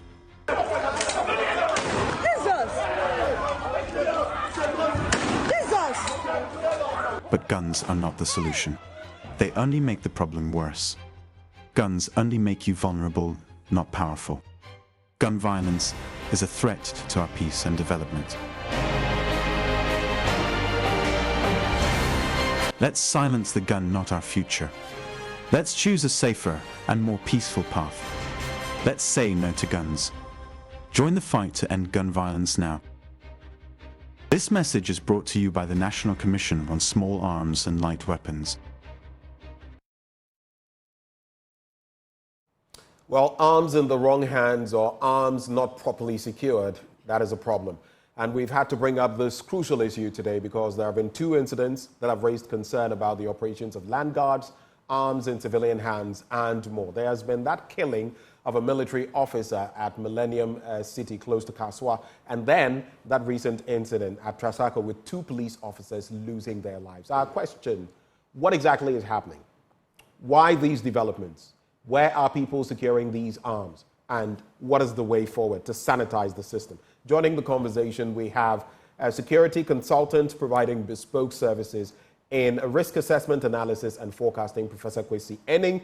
We also have JB Asante. He is Deputy Director, Planning, Monitoring, and Evaluation at the National Commission on Small Arms and Light Weapons. We'll also have, joining the conversation, Dr. Jones Opoku Ware. He is a criminologist at the Kwame Nkrumah University of Science and Technology. Let me hear first from Professor Enning, just to be sure that we have you on board. Prof, good morning. Yes, good morning. All right, it's really good to have you. Dr. Opoku Ware, good morning. Can you hear me? Yes, good morning to you, my brother. How are you? I am very well. And let me also acknowledge in the studio, Mr. Asante. Good morning, sir. Good morning. All right. Prof, so we are here again having a conversation about arms in the wrong hands, or maybe arms being used in the wrong way. You've followed these stories. What is your fundamental understanding of what is happening? Is the problem escalating? Well, I'm not surprised, but let me begin by expressing my sympathies and condolences to the families who have lost their loved ones. This will not be the last time. This is going to get considerably worse before it gets better.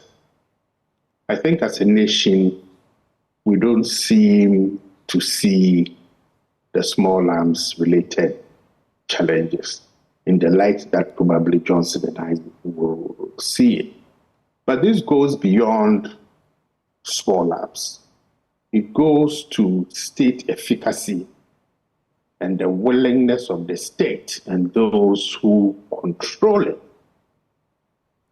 to take the policy steps and measures to identify particular challenges that pose an existential threat to the state and to do something about it.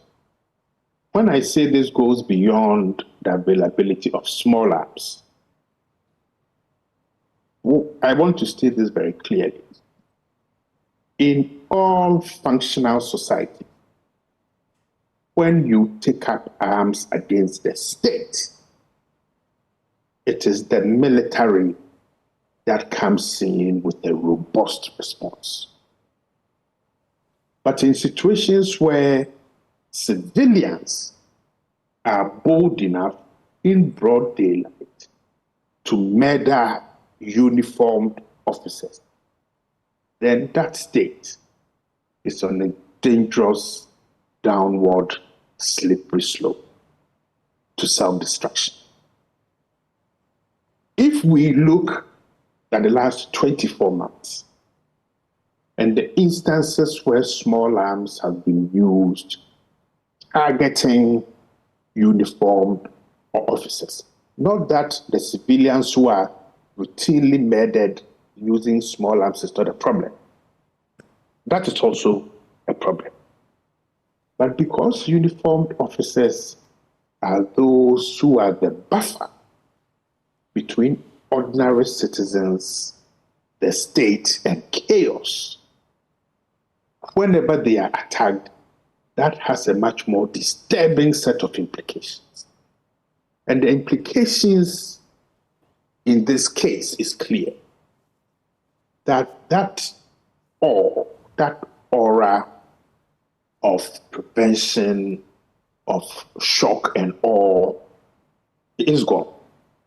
People think they are connected, they are powerful in society, they are above the law, and therefore they won't only murder civilians, but now they will challenge the authority of the state by hitting at uniformed officers. Let me make it very clear, and there should be no misunderstanding about this.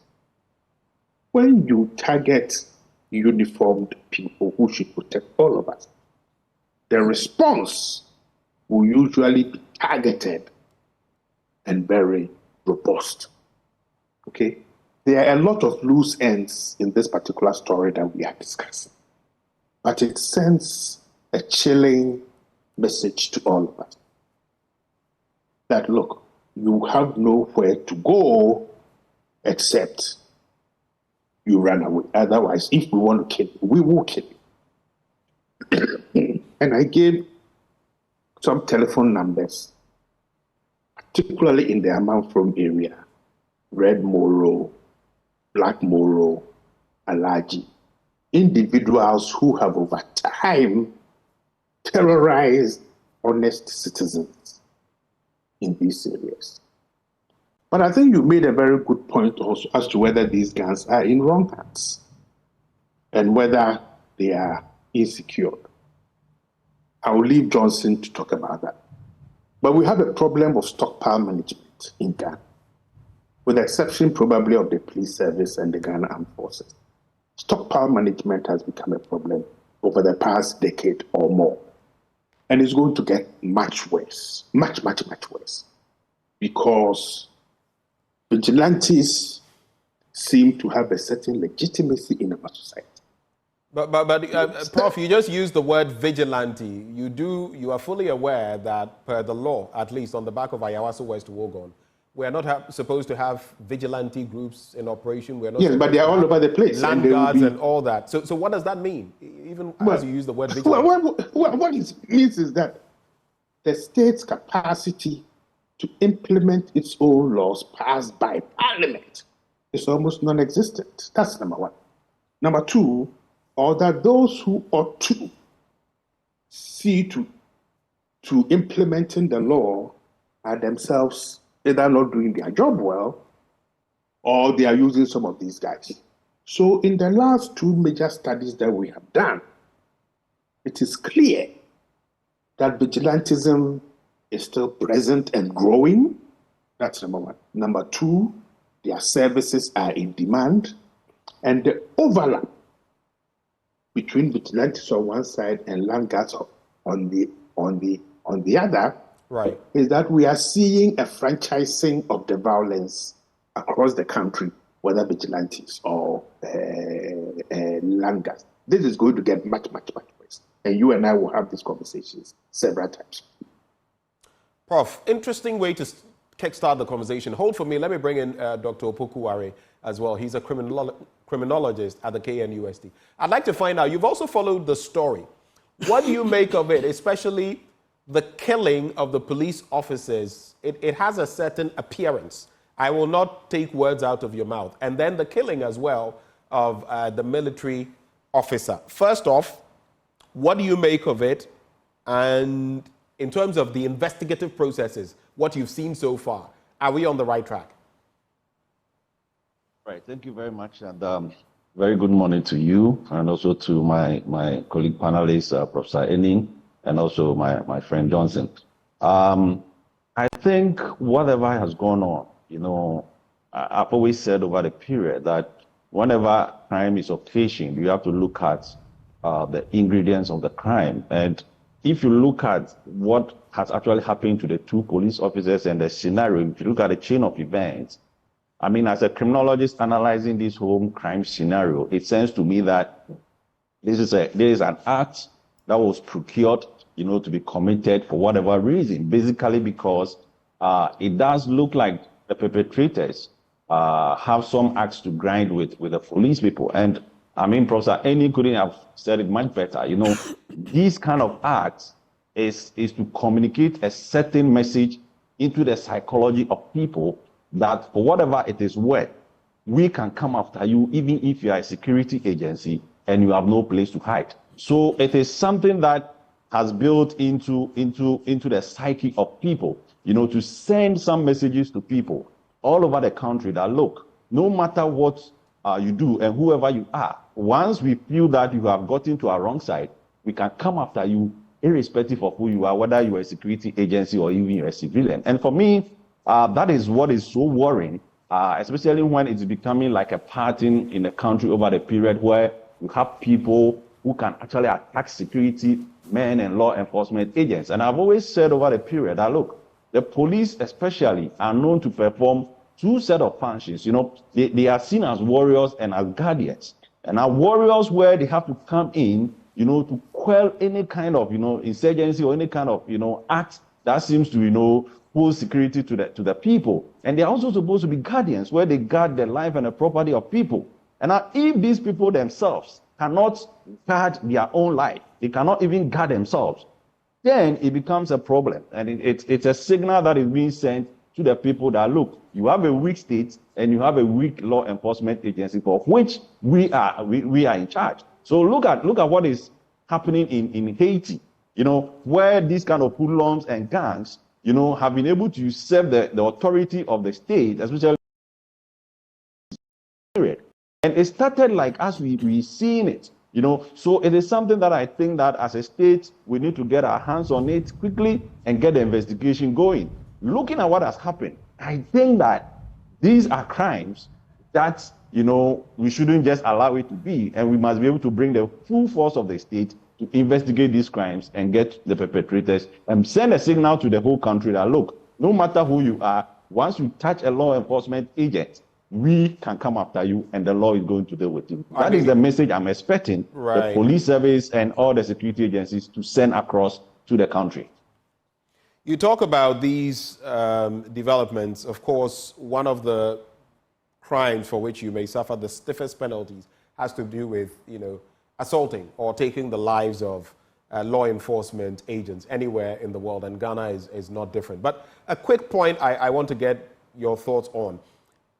When it happens like this, what will be the initial processes? I think one gentleman has been apprehended for investigations and all of that. What would the police likely be looking into in terms of the criminal investigations and the likely motivations of such people?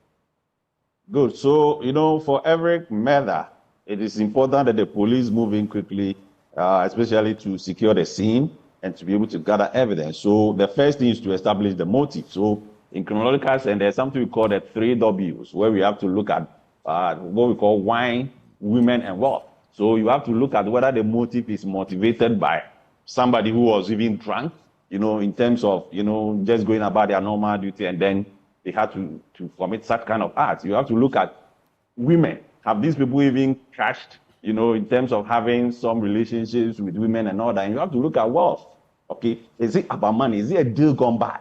So these are the things that the police will have to look at. So if you look at what is happening or what has happened, especially with the police scenario, I want to ask, what has been the relationship between these police officers and the supposed perpetrators? Looking at the nature of the crime, it presupposes that the perpetrators knew the victim over the period of time. And therefore, it is very important that the police first move in to establish, the motive of the crime. Once that is done, then they need to establish and get all the evidence. So at the crime scene, what evidence have the police gotten? Have the crime scene been contaminated? Have people moved in, to disturb the scene? Have the police themselves moved in? These are very key things I'm expecting the police to have done. Were they witnesses? And now, if there were witnesses, what are they saying? What are the people telling you? What are the people within the community saying? So all these things are things that I think that the police will have to, quickly move in and get their hands on. So that once they're able to get these, it is very, likely that they can be able to follow all the leads and get the perpetrator. So this is something that I expect the police to quickly have their hands on. Right. Thank you. Hold for me, Prof. Hold for me, Dr. Opoku Ware. Let me come into the studio now. J.B. Asante is here as well. He's Deputy Director, Policy Planning, Monitoring and Evaluation at the National Commission on Small Arms and Light Weapons. How concerned are you that these things are happening? And especially when you look at the failures of a place like Haiti, and you have one of our guests, Dr. Opoku Ware, mentioning our situation in the same breath as Haiti. That is a cause for worry. How did we get here? Thank you very much. Let me say good morning to Prof. Enin and also Dr. Opoku. It's very, very worrying and very unfortunate. What is happening in the country currently. I think we will all agree that definitely what happened to the 2 policemen, definitely you realize that, just as Dr. Opoku rightly said, some people are not happy or somebody has some misunderstanding. An axe to grind. An axe to grind with these people. And like what happened around Tema, you see that people are not happy with the security agencies. And so they think that the best way out, is to pull the gun on them. But definitely that is not the way to go. And that is really a dangerous move to make. You see, we realize that when these things happen, usually innocent people, they are the ones that become casualties. Yeah. I was listening to the news and I heard some people around Kasoa, Millennium City, who are apprehensive. They are worried because they think that the security agencies may, come there and do all kinds of some sort of reprisal. Some reprisal, and all that, reprisal attacks. So definitely that is not the way to go. And we know and we have heard in other countries where civilians had problems with the security agencies or even with government or the state, and so decide that they are going to pull small arms, and we know what happened so many years ago in places like Liberia and Sierra Leone, where we have civilians, because they have issues or an axe to grind with the state, decide that they will take up arms and then fight, the state. But eventually we know those who became casualties and those who suffered, women, children, and all that. So obviously, as a country, we should be worried. And as a commission, just as you rightly said, arms in the wrong hands is something that is very, very worrying. And we will want to speak to especially the youth or people who think that taking up the arms, is the solution to our problems or the way to go. Now, after they've done what they did, they've bolted away or they ran away. Why? Is it because they are afraid of what will happen to them? Exactly, you cannot do these things and go scot-free. So definitely, this is not the way to go. Let us talk about it. If we think a security officer has done something that is not right or that is untoward, let us talk about it. But we don't resort to the use of firearms and, we go attacking them, killing them and all that. That is very, very unfortunate. And if you look at the Kasoa incident also, for example, this is clearly an act of somebody trying to fight for his property. You think, the land belongs to me, what are you doing there? But is that the way to go? I have always said, and it has been happening, you hear one person selling a piece of land or a parcel of land to more than one person. And then I meet you on the land. And instead of the two of us coming together and get the person who sold the land to the two of us and making sure that he's dealt with, and if one of us is a matter of one of us getting our money, or both of us getting our money, we will rather fight and kill. And then we leave the person who actually did what he did to go scot-free. So look at what happened at Kasoa. You see, when you have the weapon, it gives you this false impression about yourself. I don't know what the gentleman really was thinking when he pulled the gun and he decided to fire. Now look at where he finds himself. So I think we need to be patient. We have all kinds of issues. We have misunderstandings. Conflict is part of us as human beings. But the way to go is not to resort to the use of weapons because it has all kinds of implications, which even, people who have nothing to do with what has happened also become casualties or they also, suffer one way or the other. I have a quick question for you. Two quick things because I'll go back to Prof shortly on some crucial matters. But you remember the Benjilo incident? Do you remember? From way back, that incident with the shooting, and I thought you would. That took him to jail. Yes, you remember that incident, and a bit of passion here. I am wondering, and it may also have to be with the fact that people are not acquiring weapons a lot of the time through the laid down mechanisms. They're acquiring them on the blind side. Yes. But if you have a firearm, you must exercise the utmost restraint. Exactly. Else you end up doing something that will you regret that will for the land rest of you your life. in grave waters. And exactly. By mentioning Benjilo, I'm not insinuating anything. I was just casting our mind back to that issue. Now, what arms control mechanisms are in place for people who legitimately have arms, and for people who don't? What then applies? As in, have legitimate reasons, they've gone through the processes and have the arms. What are the mechanisms in place? Okay, so at the end of every year, your license expires, right? And you have to go back and renew your license, right? And so when you go, you must give some account as to how you've used the weapon and all that, and then also whether you fired any. No, yes, whether you fired any of the bullets and all that, and for whatever justifiable reason, why you did that, these are things. So from the records, that we have with the police. Hardly will you find someone who has a legitimate or a licensed weapon using it to commit a crime. The ones that usually happen has been ones that have happened out of the person not being able to exercise restraint, just as you said, for which reason as a commission we even advise that if you know that you are hot-tempered, if you know that you are not that emotionally balanced, we will advise you, don't even go through the process for a weapon, or don't even get a weapon in your life, because it is likely to put you into trouble. So we realize that those who go through the process and acquire these weapons, they make sure they use them for legitimate reasons, the reasons why, they acquire them. But usually those who don't acquire them legitimately, they are the ones that we find them using, to commit all kinds of atrocities.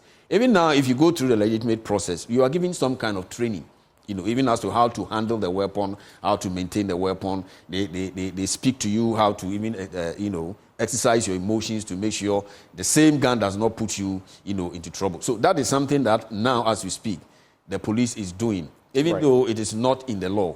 And we are reviewing the law to make sure that even before you are issued with a license to procure any weapon, you are taken through some kind of training where you learn all these the necessary things that you need to know about the weapon. Is that to say that as of now that is not being done? It is not in the law. So like I said, administratively, the police, they have started. They will take you through some kind of training, but it is not in the law. But we want to make sure it is captured in the law, so that anybody who applies for a weapon, you'll be taken through, all the necessary training that you need to know, so that you'll be very prepared, to use the weapon in the rightful way. Professor Enning, what Mr. Asante just said, how does it feed into the problem we're facing now? These aspects that may not necessarily be in the law, the police is trying to do its bit in there, but that means there are some gaps, some lapses. Your take? No, there are lots of gaps and lapses. And I think, if Asante has presented to us the bureaucratic, technical explanations around acquisition, registration, re-registration, and following the law. But we must also put into the equation, politics and the nature of the state. And by the time we finish, I want to make an appeal to the military directly about how, in the Amanfrom area, this Black Moro or Omar Ali is masquerading as a warrant officer, occasionally brings people who are also in military accoutrements to intimidate people.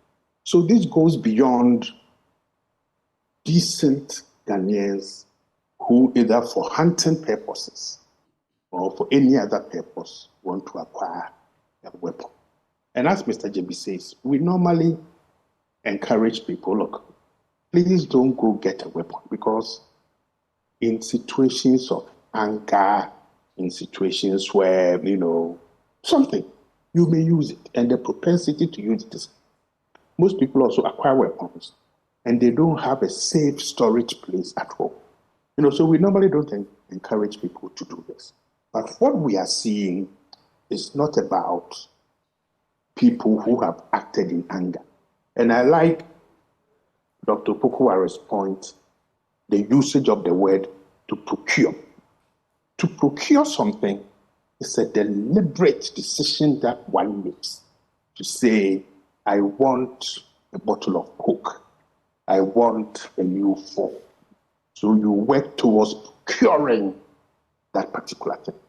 Now, when the value of what is to procure touches on identity, wealth, then people are prepared to do all kinds of things.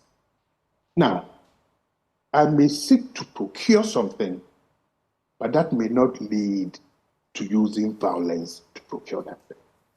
Secondly, when you seek to procure something and there is a stumbling block, and that stumbling block deals with somebody's life, in all law-abiding society, you don't go around and take that person's life.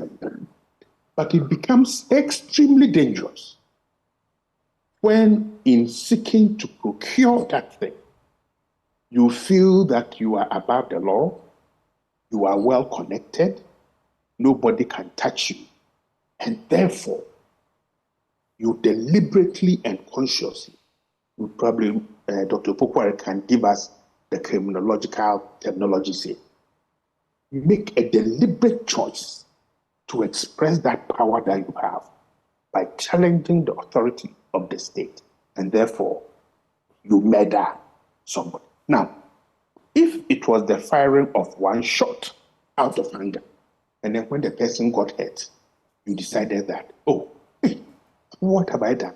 I need to pull back. But when you fire 7 shots, okay, then we need to interpret that clearly. But there's another disturbing side to this. This Abedeo character masquerades as a traditional chief based on the report that we have read. 2, that we are not sure whether he's a national security agent or not. Now, if we go back to the Aisha 1 case, where different state agencies couldn't tell us whether she had left Ghana, how she came back, whether we seized her passport, what was her plane seat number, then we cannot have the murder of a representative of the state in which multiple state agencies are telling us different things about the identity and the institutional affiliation of that. That sends a signal, and I think it was JB who said this, that the people of Kasoa and Millennium City are frightened.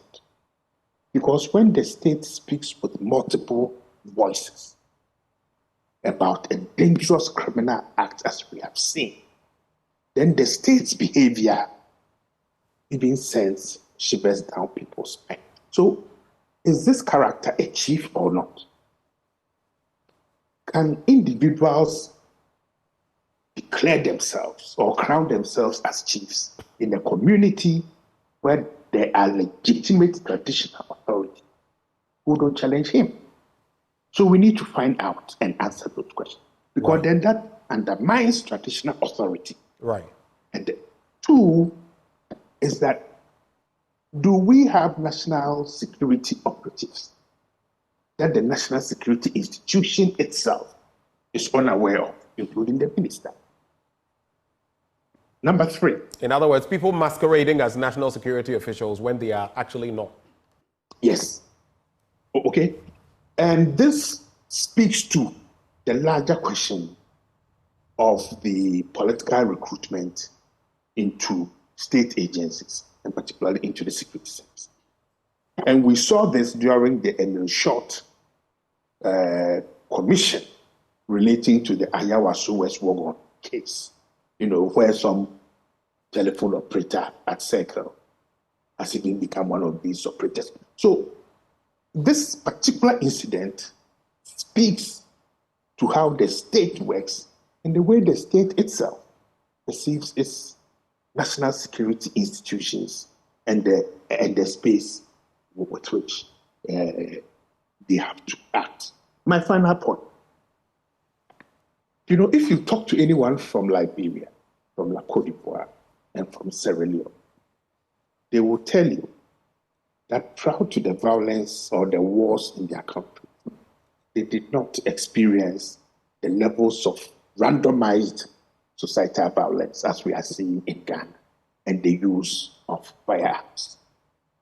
I mentioned vigilantes in my first submission because all these land guards who are running around will transmutate into the vigilantes from around June, July, August. Okay? Their services will be used. So let me sound a note of caution.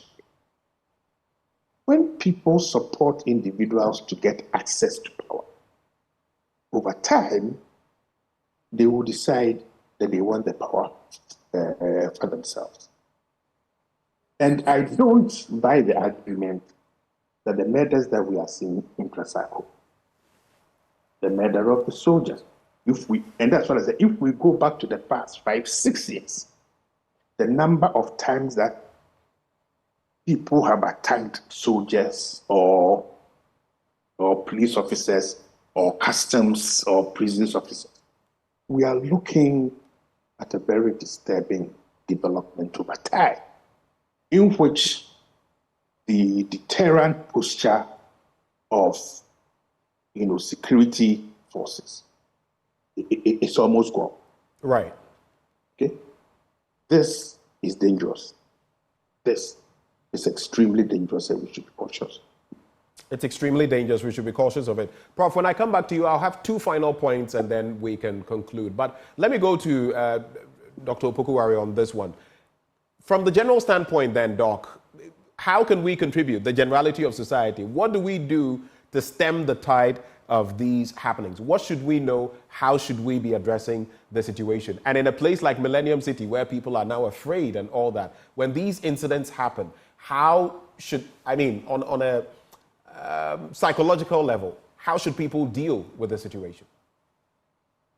Okay, well, you know, I have said a number of times about Kasoa because as part of my PhD studies, you know, it was one of the places that I used as my study area. I had to go live there just to understand the criminal dynamics of that place. And I remember in 2021 where we had these issues of these young boys who had to murder their friends. When the issue came up, I sounded a note of caution that Kasoa, based on my findings and my research, is a place that is more like a time bomb waiting to explode.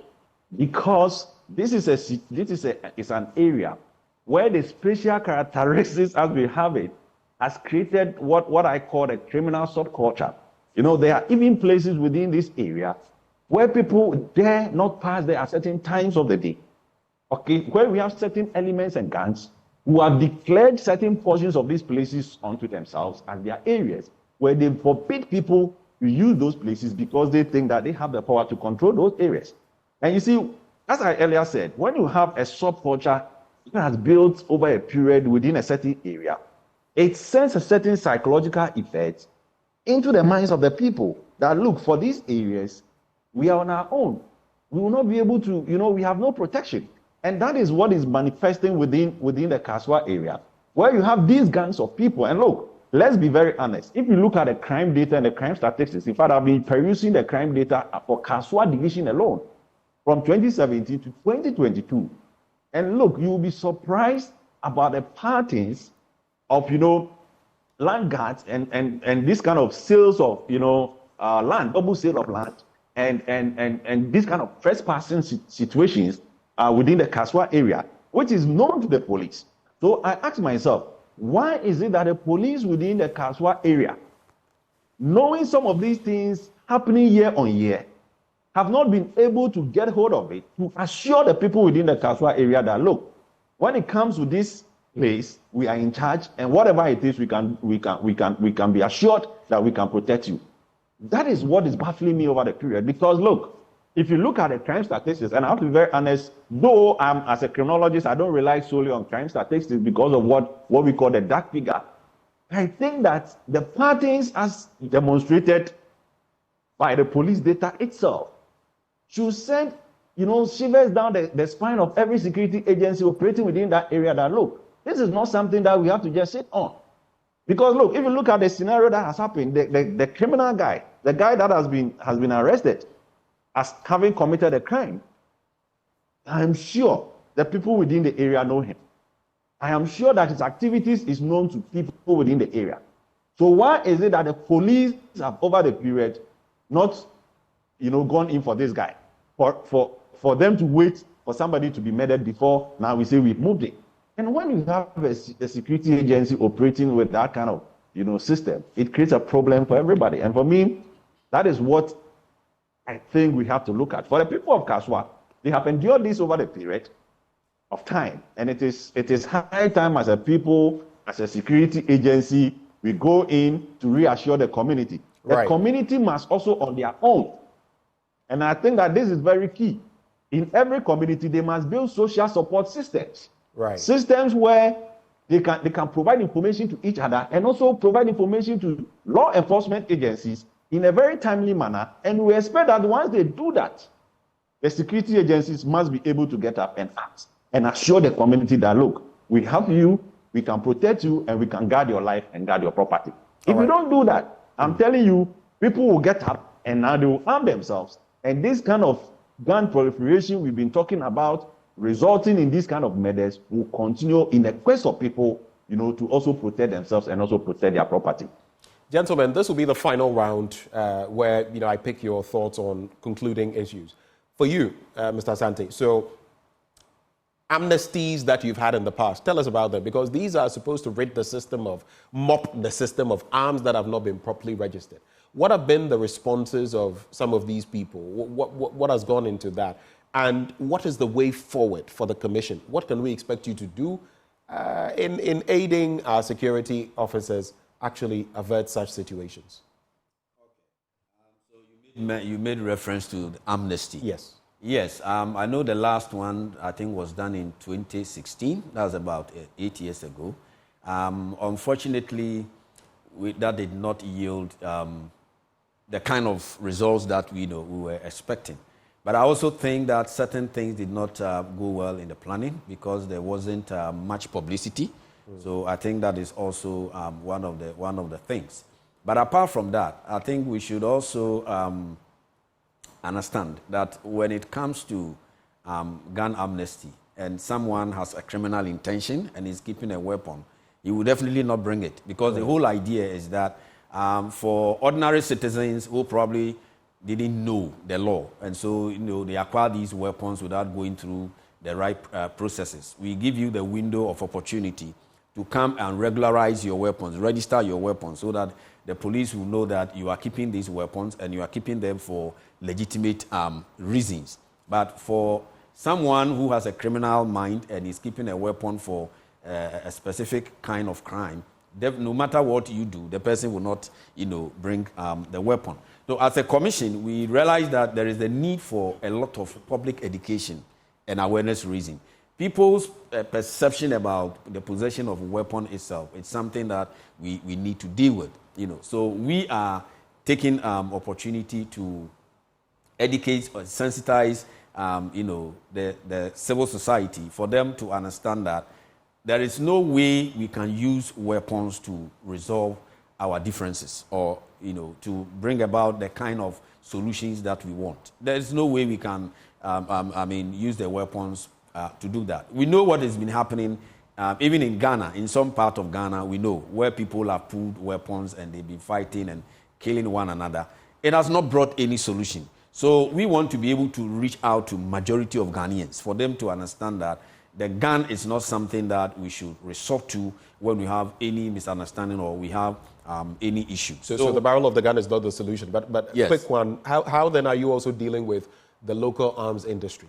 We all know there are manufacturers in here and they are getting better and better. Yes, it's actually, the situation has actually gone down, because as a commission, what we decided to do was to engage these blacksmiths. It's not all of them that manufacture, but a few of them. So the idea was to engage, the whole, blacksmith. We are trying to put some of them into associations. We are, educating them for them to understand the implications of the things that they are doing, which has brought the situation down drastically. We are also trying to look at the source, the source of these weapons. We know that looking at the porosity of our borders, some of these sophisticated weapons are able to come through, our borders, even sometimes through the Temaport, and we know that some of our own compatriots outside are also parties to these things. They see it as a business opportunity, so they will smuggle these weapons into the country, sell it, and make their money. But you say it's on the decline? I mean, with the issue of the blacksmith, that's what I'm saying. So that one is on the decline, yes, because of the engagement that we are having with them. And now, as a commission, we are also moving to the borders. We are at the Tamahabo, to collaborate with the security agencies to see how we reduce or prevent, the smuggling of these weapons into the country, so that they don't get into, a lot more wrong hands, for the kinds of things that we are seeing to continue.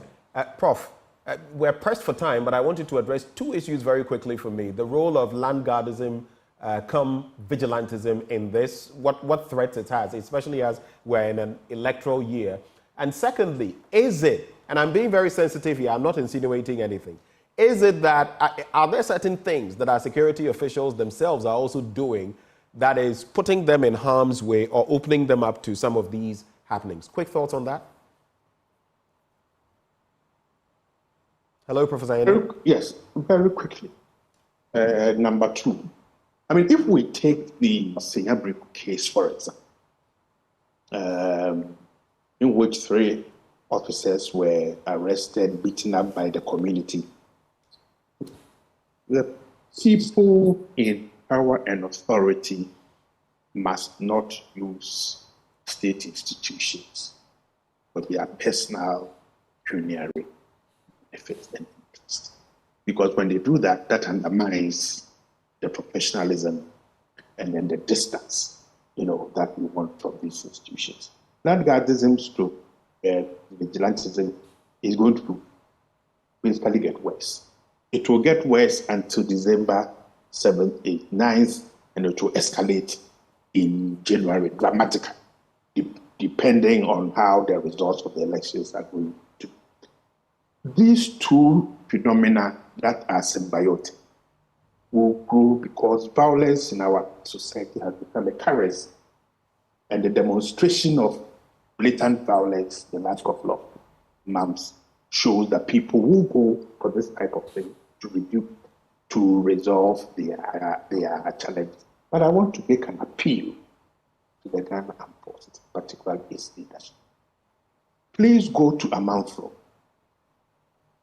and go and pick up Black Moro, alias Omar Ali, or warrant officer, who is using the name of the Ghana Armed Forces to sell lands, intimidate people, and break down people's houses.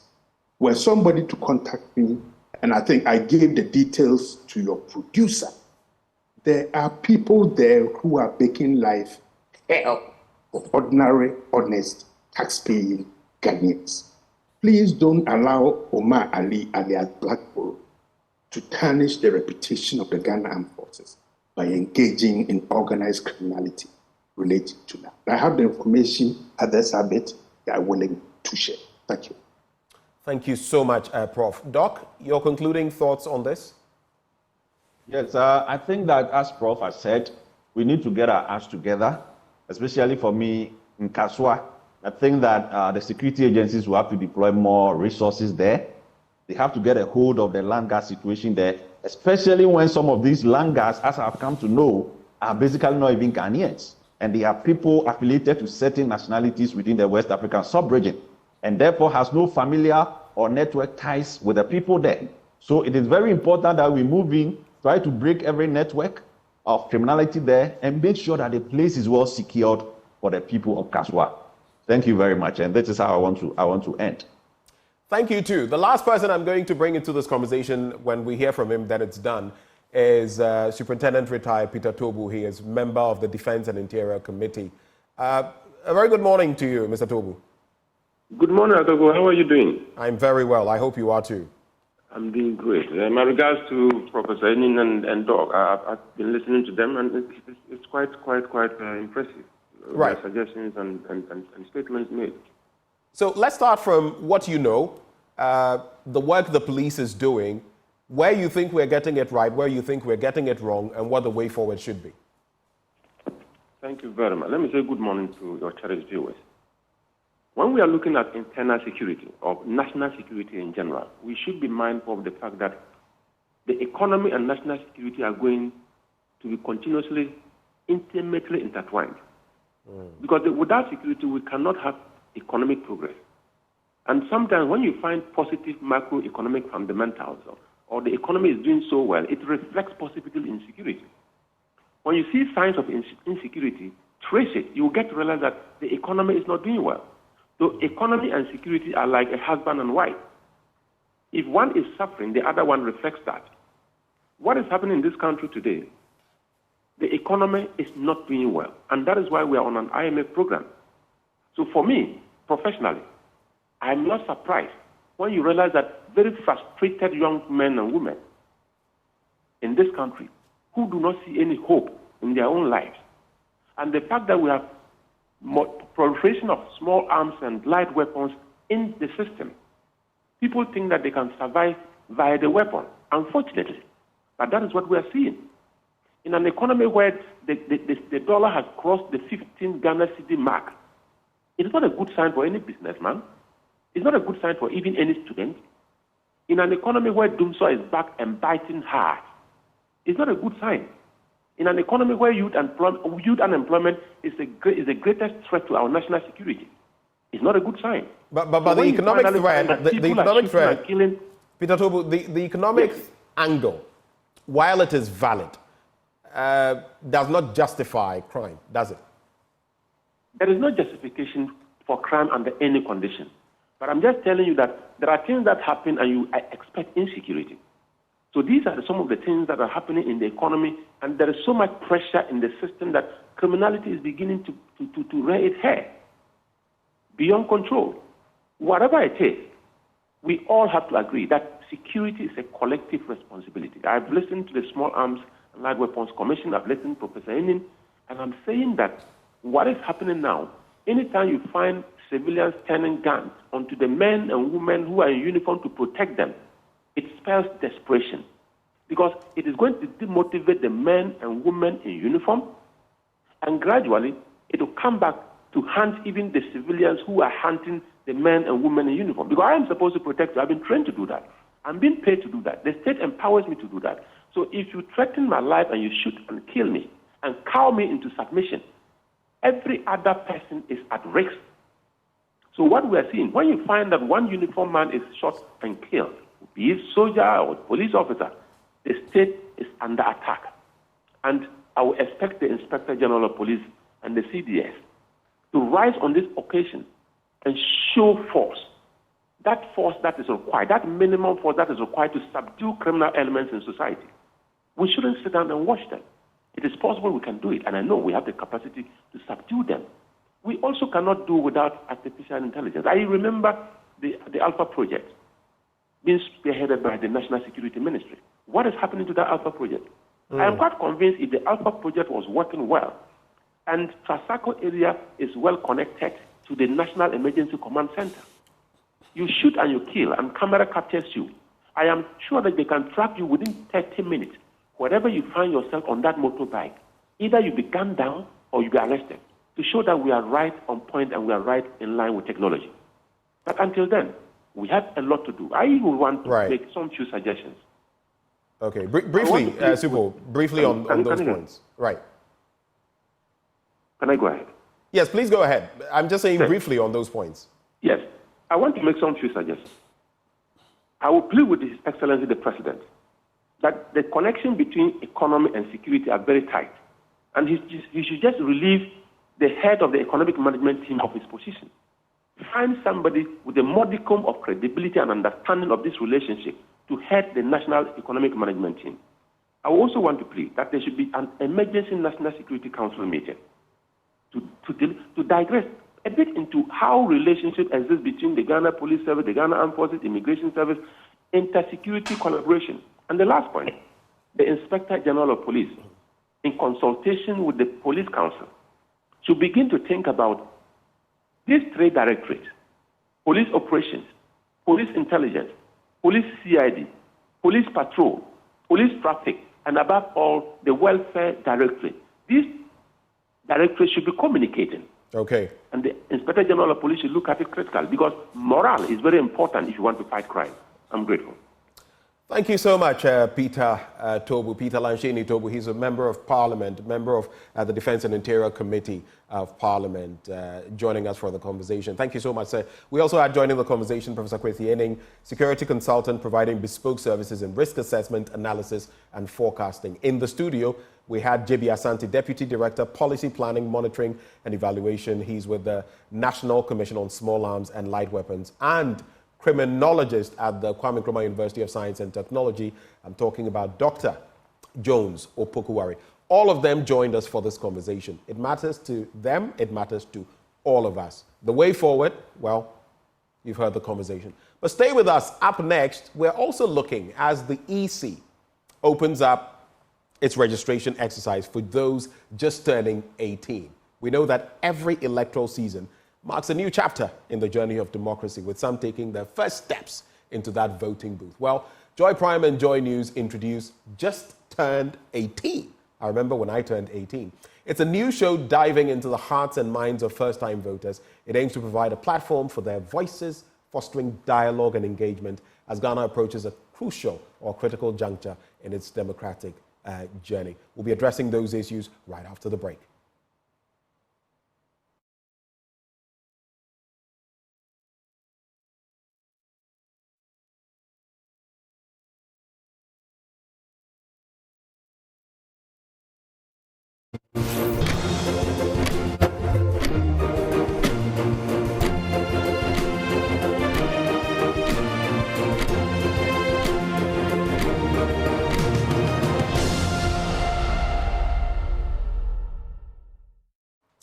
Welcome back on the AM show. Now, before we get into our next big story, the fourth industrial revolution is here.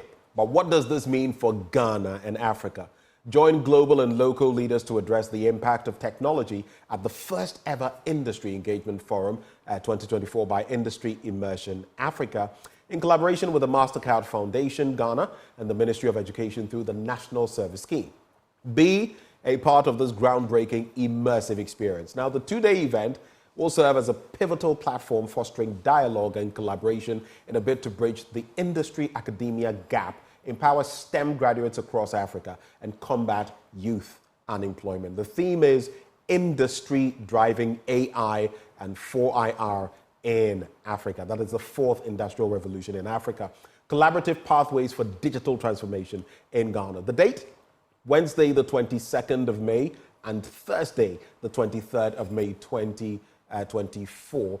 Time is 8:30 a.m. to 4:30 p.m. each day. The venue is the UPSA Auditorium right here in Accra. You can check out their websites, www.iiafrica.org, for more information and to register as well. The media partners are Joy 99.7 FM and Joy News, together with myjoyonline.com.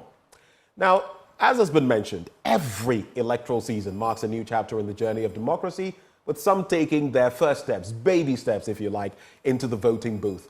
Joy Prime and Joy News introduce Just Turned 18, a new show diving into the hearts and minds of first-time voters. It aims at providing a platform for their voices, fostering dialogue and engagement as Ghana approaches a critical juncture in its democratic journey. Well, joining us via Zoom now, we have senior editor and head of the political desk, Evans Mensah, to tell us more about Just Turned 18. Evans, good morning. Good morning. I know you've definitely not just turned 18. Both of us turned 18 a long time ago. But what is it that has prompted this latest bid? Just turned 18, and what is the significance of that caucus ahead of election 2024? You know, a part of our plan for this year is to ensure we have inclusion and diversity in our programming, but also to ensure that no voice is left behind in this whole process towards the December 7 elections. We want people to be informed. Every individual who has a term and is qualified to vote on December 7. And that is why we crafted the theme having an informed electorate. And because of that, we thought, and if you look at the numbers, there's a significant number of prospective first-time voters who are qualifying to vote this year, or more than 800,000 of them, almost 1 million people, who will definitely be in a position to decide the outcome of the December 7 election, determining who becomes the next leader of this country. And that is why we decided to craft this. By the way, Just Turned 18 is not a new program which is part of our offerings in election years. It's something that we crafted for the very first time in the lead up to the 2020 elections that we're bringing back. Now, what we are going to do this year is slightly different from what we did the last time. This is just to focus a bit more on very important issues that are very excited to come to these first-time voters. And the reason why the first episode that we're about to watch is focusing exclusively on registration, which is tomorrow. The Electoral Commission will open the booths tomorrow for people to go and register. A huge chunk of the individuals the Electoral Commission is hoping to target tomorrow will be those who have turned 18 post the 2020 elections, and the last time that there was an opportunity to register. And that is why this is important. You don't want to exclude that group in hearing their views. We want their voices to matter. We want all of us to hear what they're thinking. And so then you can also design policies to address their concerns, particularly the political parties seeking their votes this year.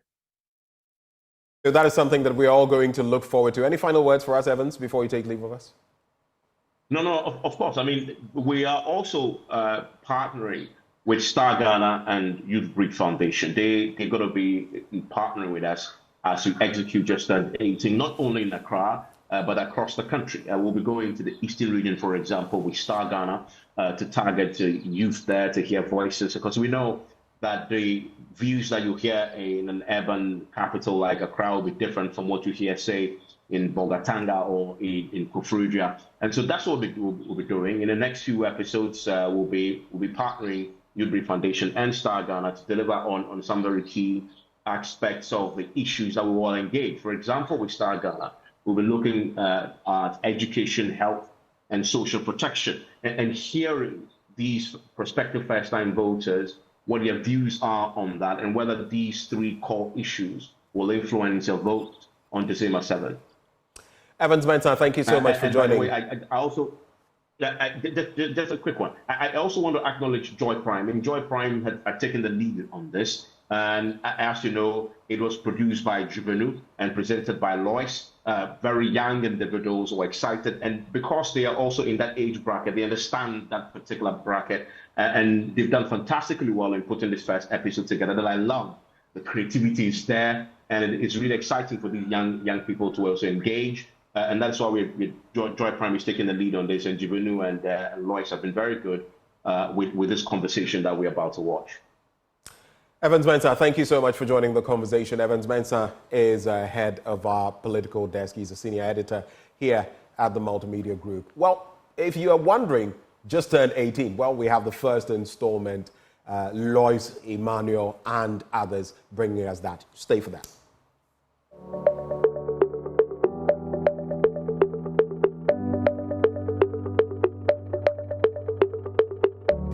Hello there, and welcome to the maiden episode of Just Turned 18. Here, we dive deep into the mind of prospective first-time voters as they prepare to register on the 7th of May, 2024. My name is Loishola Adeyemi, and we are currently here at Akan Manjen in Jamestown. Known for its rich history, cultural heritage, and lively atmosphere, Jamestown provides a backdrop or a unique backdrop to gauge the pulse of first-time voters on issues that will determine what will happen in the voting booth. You'll also get to hear from these first-time voters what it means to be participating in Ghana's democratic process for the first time, and also get to understand issues that will determine if they will register to vote. Let's get talking to our first-time voters. As I said, these people are people who live here. They grew here. They understand the nature of the space. They know the ins and outs. So yes, asking them if they will register. There's no harm in it. They're going to tell us if they actually will, and I'm excited to be speaking to these people. Hello, guys. All right, good energy right here. Now let's get straight into our conversation.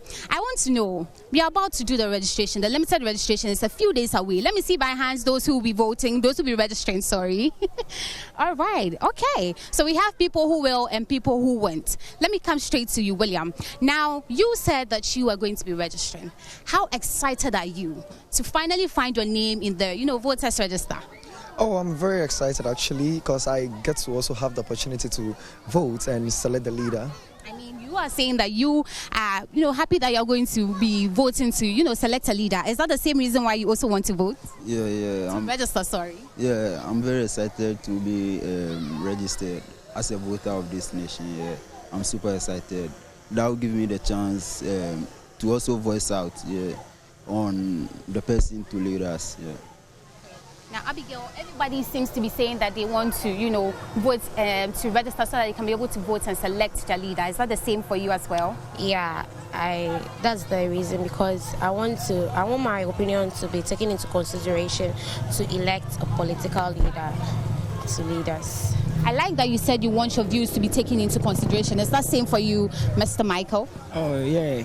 So, as I can say, me being underage, people normally don't usually get engaged in those political things because they see me like inconspicuous person. But me being as a first-time voter, I think it will create a lot of opportunity for me. For people will now be seeing me, engaging me into political activities in my community. Hey, now he says that people will be engaging him into political, issues that would happen in the community. Is that the same reason why you also want to register, Esther? Yes, please. And the reason why I want to register for it because care about me obana he maybe bana go bon oye no kufio no profita All right. So before we continue, let me let you understand that this is a Ghana community. Yes, that's how we're going to do it. So now Esther is saying that she wants to vote because she believes that if you decide to register or you start engaging yourself in political issues, they see you as someone who has a lot to give, right, Esther? Yes, and I want to know from you why you also, want to register. Are you excited? I'm very excited because as a political animal, I'm a student of Senior Technique and I'm studying government. So my teachers have been teaching me voting. There is a word in the government book say franchise. There's the right to vote and the right to be voted for. Right? So I'm very excited to vote this year's election. So that's why you're registering, because you really want to vote? Yeah. Okay. Now, before we even continue, let's get straight to another question that is also very important to us. Now, I know that we are in an area that everybody says, oh, I'm going to register. Oh, I'm going to vote. We've heard about it. What are some of the things that you've heard about the election process, the registration process that you want to share? I know you have heard a lot. People have said, oh, I'm going to register. When I went, this and this and this happened. What are some of the stories you've heard? Who wants to speak to me first? All right, Esther, what are some of the stories you've heard about the registration process? Sometimes they'll be saying, oh, Nina Keneke, Nini TMP, Bahan Mavoti. No, I register. No, so Esther is saying that people say that, oh, when they go, the line is too long. So unless you find like an older person before you can finally get to vote. That she says it's her experience or things that she has heard about, the registration process. Now you, Michael, what have you been hearing? Okay, what I usually have been hearing that people are normally not 18, but people usually force to bring them to the registration center to be registered so that they can get the opportunity to vote because they need more votes in their parties. So it normally creates confusion at the registration center. But does that work? Because we have authorities at the registration centers. Are these people caught? It goes by the links, so you can't tell. Because no matter what you say, they are older than you, so they will go by all means to make it happen. All right, now Nico, I'll come back to you, Esther. Like he said, it's very true. So sometimes you see that some people are not 18 yet, but they get to register. So I don't know, but I would suggest that, you see, we all have birth sets. So if it's possible, then we should use our birth set to guarantee that we are 18 years, because some people will just bring some random person and then claim she's my auntie, she's my this and that, and then the person will just testify that, oh, she just turned 18 or he just turned 18, and then the person will just be registered. I mean, Esther, is that the same thing for you? Abigail, sorry, is that the same thing for you? Have you been hearing that they said people come there that are not 18 years? Is that also the story you've heard? Or there's another story you've also heard? Yeah, mostly people actually vote because they are convinced to, and they can be convinced through being given money or something else altogether, just to allow a lot of people into the party to vote for them. Because the higher the people vote, the more votes they get. But before the voting, there comes registration. And I'm asking that, you see, sometimes they say, or when you go to register, you see, like Esther said, there are queues upon queues. You go there in the morning, you come in the evening. What are some of the things you have heard about registration? Mostly there's misunderstanding over there as compared to what Esther said, which leads to people fighting, which causes damages. Like last 4 years, there was a lot of damages over there. All right. Is that the same thing for you, Godwin? Yeah, and what I've also witnessed and heard is you have to go there early. People usually use chairs, stones to queue. Yeah, so like when you go and meet those stones and chairs there, they will be expecting you to stand behind those chairs and stuff. So when they come and they see you have bypassed the stones, they will actually fight you, which I think is not good. They should be there themselves. There's misunderstanding. I see that. And you, is that the same thing for you? Okay, also I've also noticed a different thing altogether. One of them being the attitude of the EC officials. Some will come to work late, or some feel because they are those doing the registration, they can show attitude and be doing all sorts of things. Also, the political leaders will be interfering in the work of the EC officials.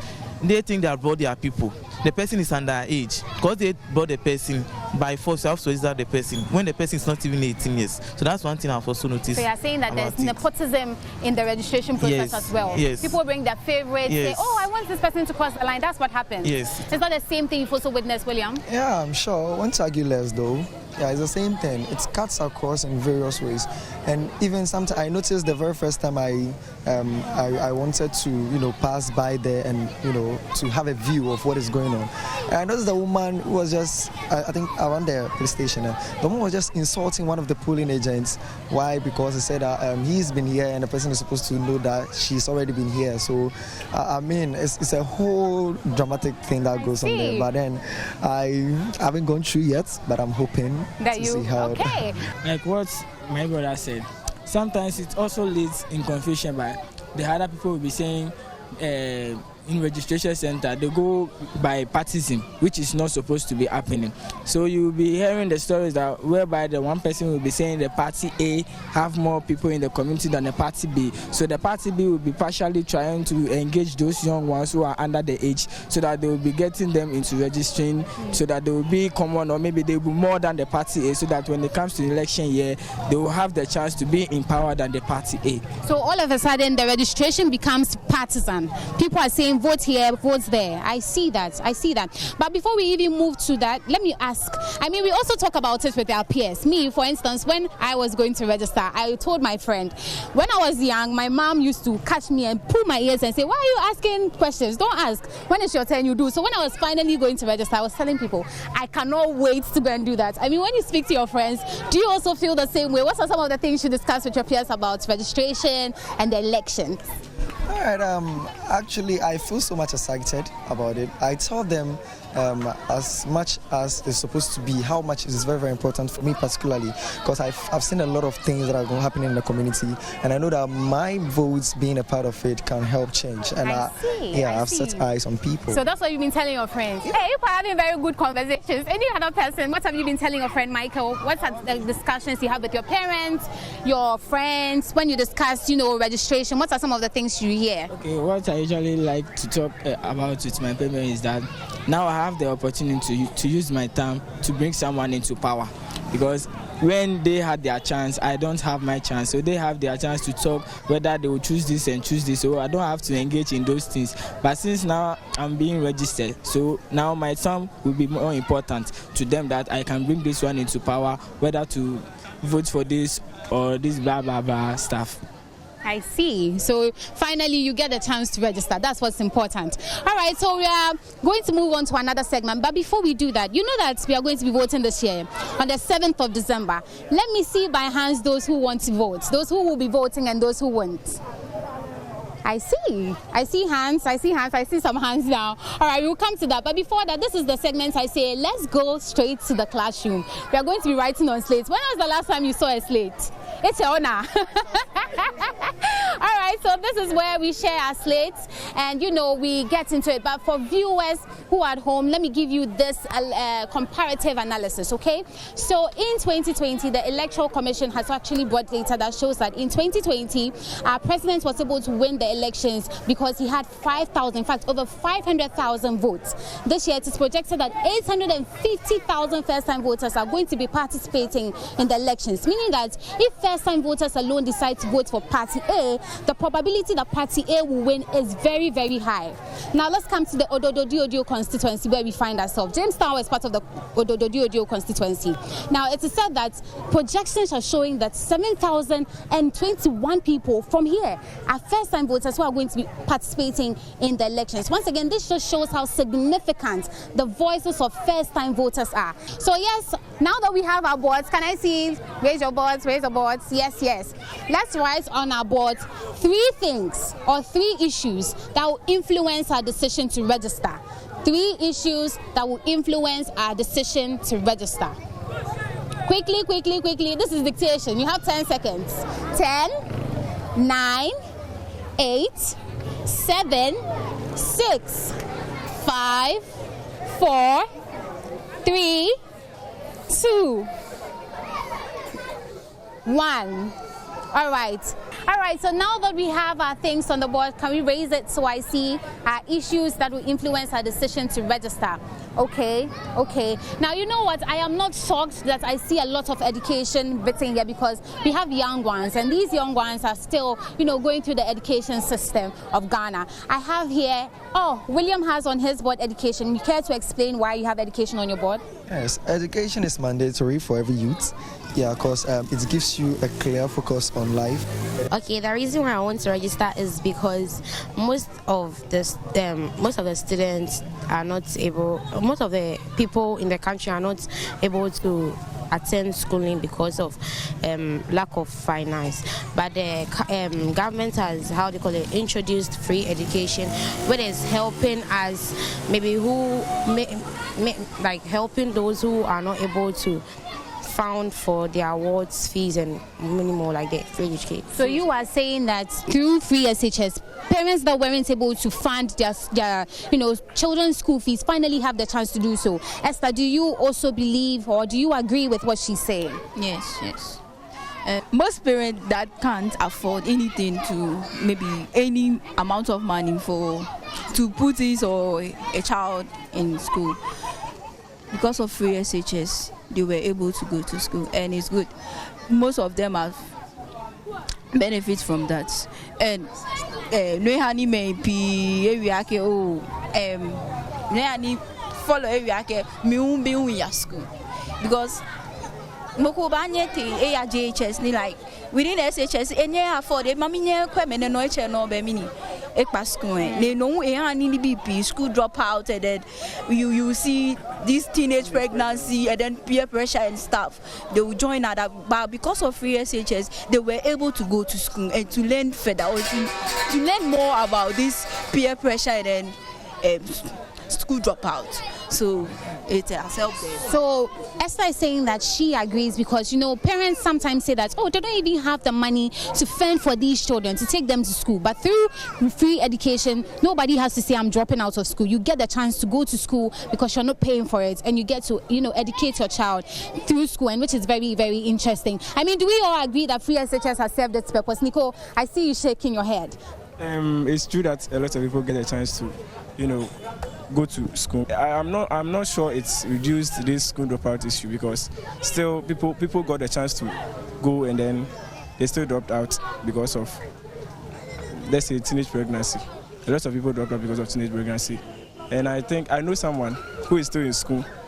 It's in Form 3. They're writing their mock and then he didn't go to school because he had to go and then work. So I don't know. It's not serving as an excuse to stop teenage pregnancy. Yeah, so actually, I'm not actually agreeing with him. I'm also not disagreeing with him. You see, everything there is good and the bad side of everything. Education is there for all of us to gain knowledge, but getting pregnant is individual decision. Some people will be asked to go to school and go and hide in the boys' room or their so-called sugar daddy's room, get pregnant. That's not the cost of free education. Go to class and go and learn. Choose to go and get pregnant. It's none of the government's business. You choose to go and do it. Government say go and sit in the classroom and learn.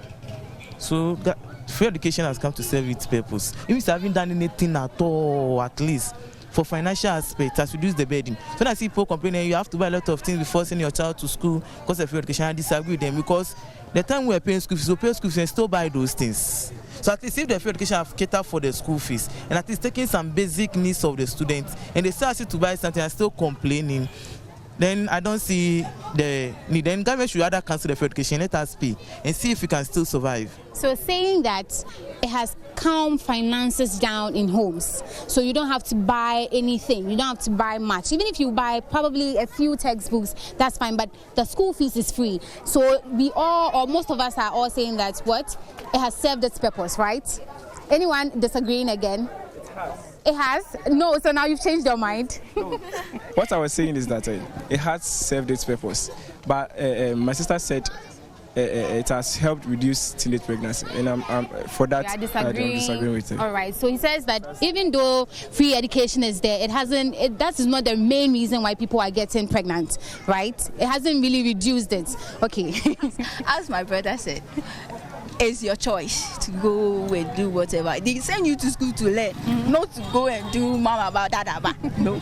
Now, another thing I see on a lot of boards is employment. Now, let me come straight to you. You said you won't be registering, but I see, employment on your board. So why? How is this influencing your decision not to register? Somebody will go through the education system, through to master's level.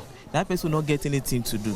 So what the relevance of us putting leaders there who are enriching themselves, who are employing their children to come and work in the government they are in. Meanwhile, their children are not even fit to work. It's like you are fitting a square peg in a round wood. So, me actually, because of that, I'm not voting. No, I'm not registering. We are here in Jamestown. There's a number of places. Even the Harbour is behind us. Are you saying that people cannot work there? Okay, so let me give you an example. You can't tell me a degree that I have a master's student, right? So when I ask you to go to the seaside and go and work at that Harbour, I say maybe a pongpo worker. I mean, a pongpo worker. Those who carry the cement and the things. At the end of the day, they'll give you 15 cedis. Where you go? But you have to eat.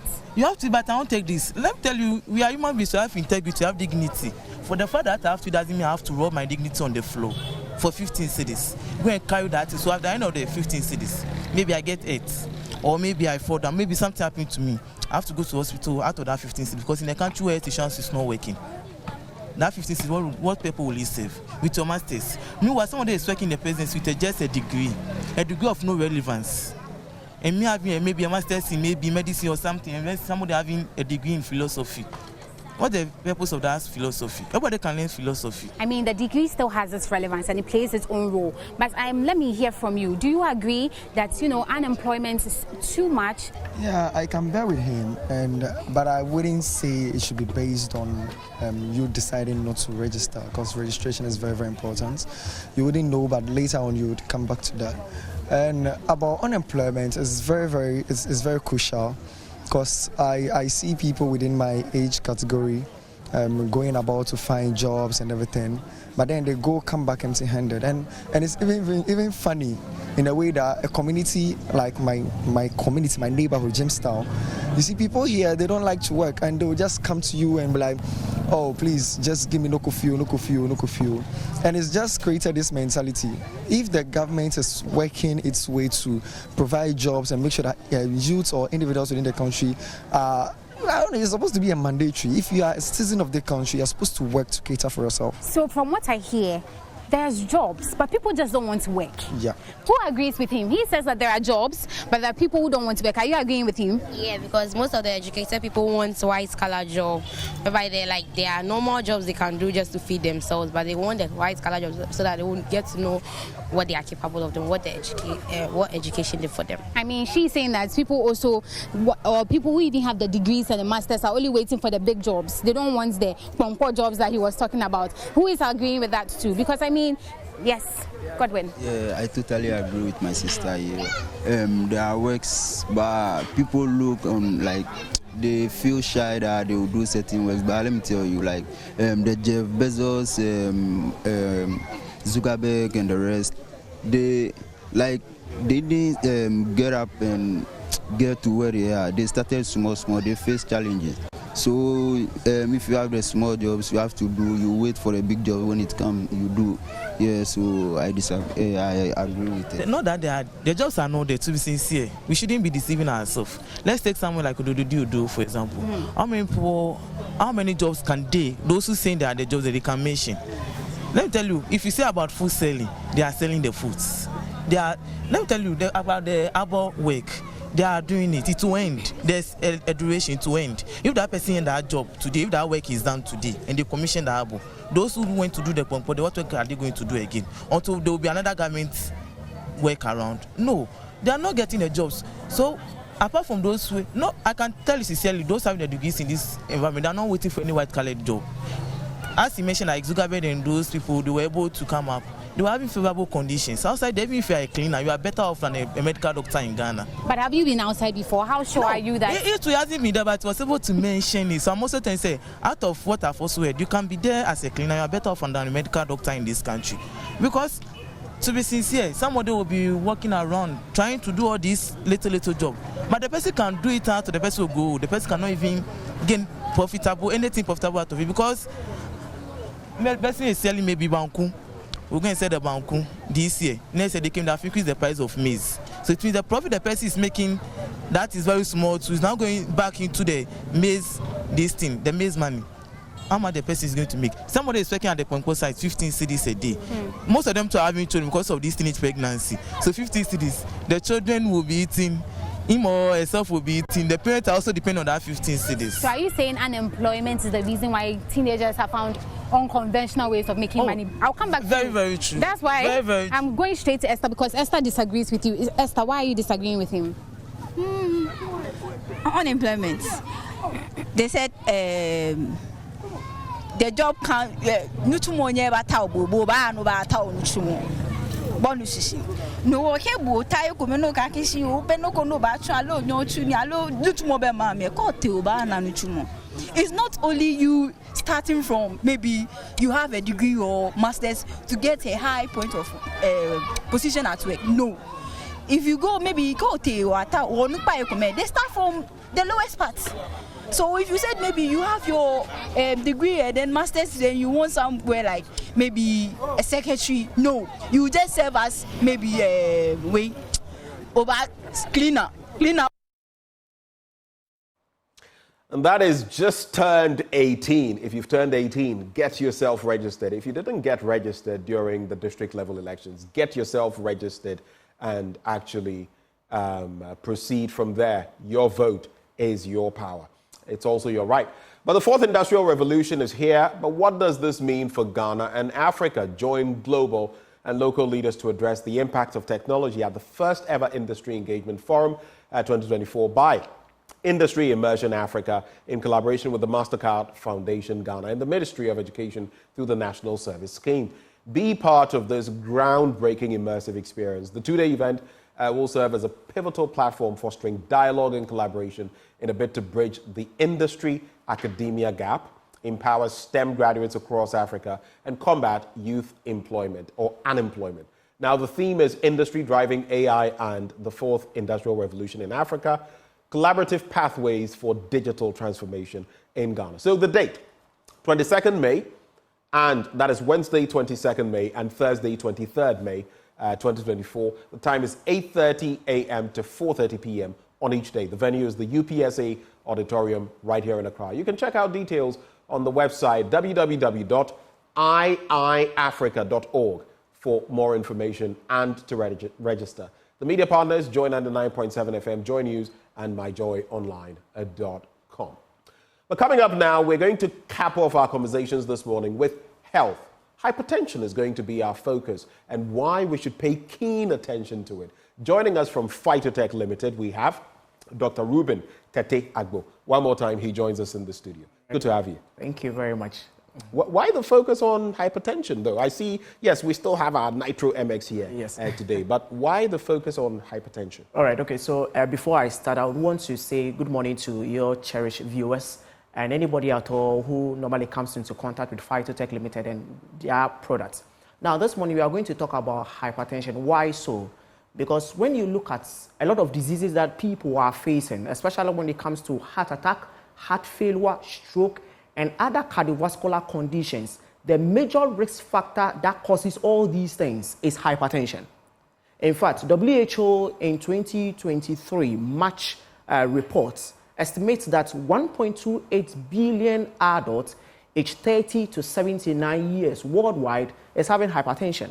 And the funny, 1.28 billion adults, so 30 to 79 years. And most of us are in our 30s, between 30s and 79. That's about 13 to 15% of the global population. Exactly, yes. And everybody is facing this particular challenge.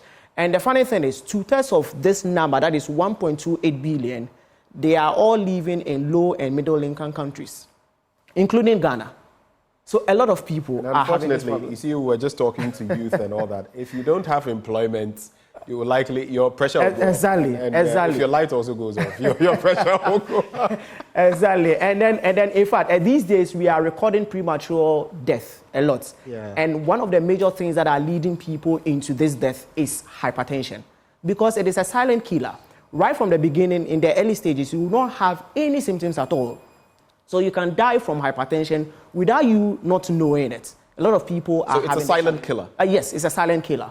By the time you start seeing symptoms, it's already advanced? Yes, you are done, yes. Wow. Yeah. But tell me, though, a couple of times on the AM show, you've spoken about some of these activities. Mm-hmm. How then does poor blood circulation come into the fray, and then we talk about nitro-MS? All right, so it is true that I have spoken about poor blood circulation many times, and I've made you to understand that if you are having poor blood circulation, most of your systems in the body is not able to function very well. Now, the question that Ben is asking me, now as to whether the poor blood circulation has a link with hypertension, yes, it is true. Poor blood circulation has a link with hypertension. If you're having poor blood circulation, you can have hypertension as well. How then does it happen? Now, we have something we call increased peripheral resistance. I'll break it into smaller pieces so that we'll all get to understand this.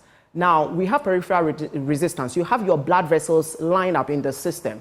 Blood is able to flow very well, but this time you are having poor blood circulation. So now your blood vessels that are supposed to relax are not relaxed. Now they have narrowed or they have constricted.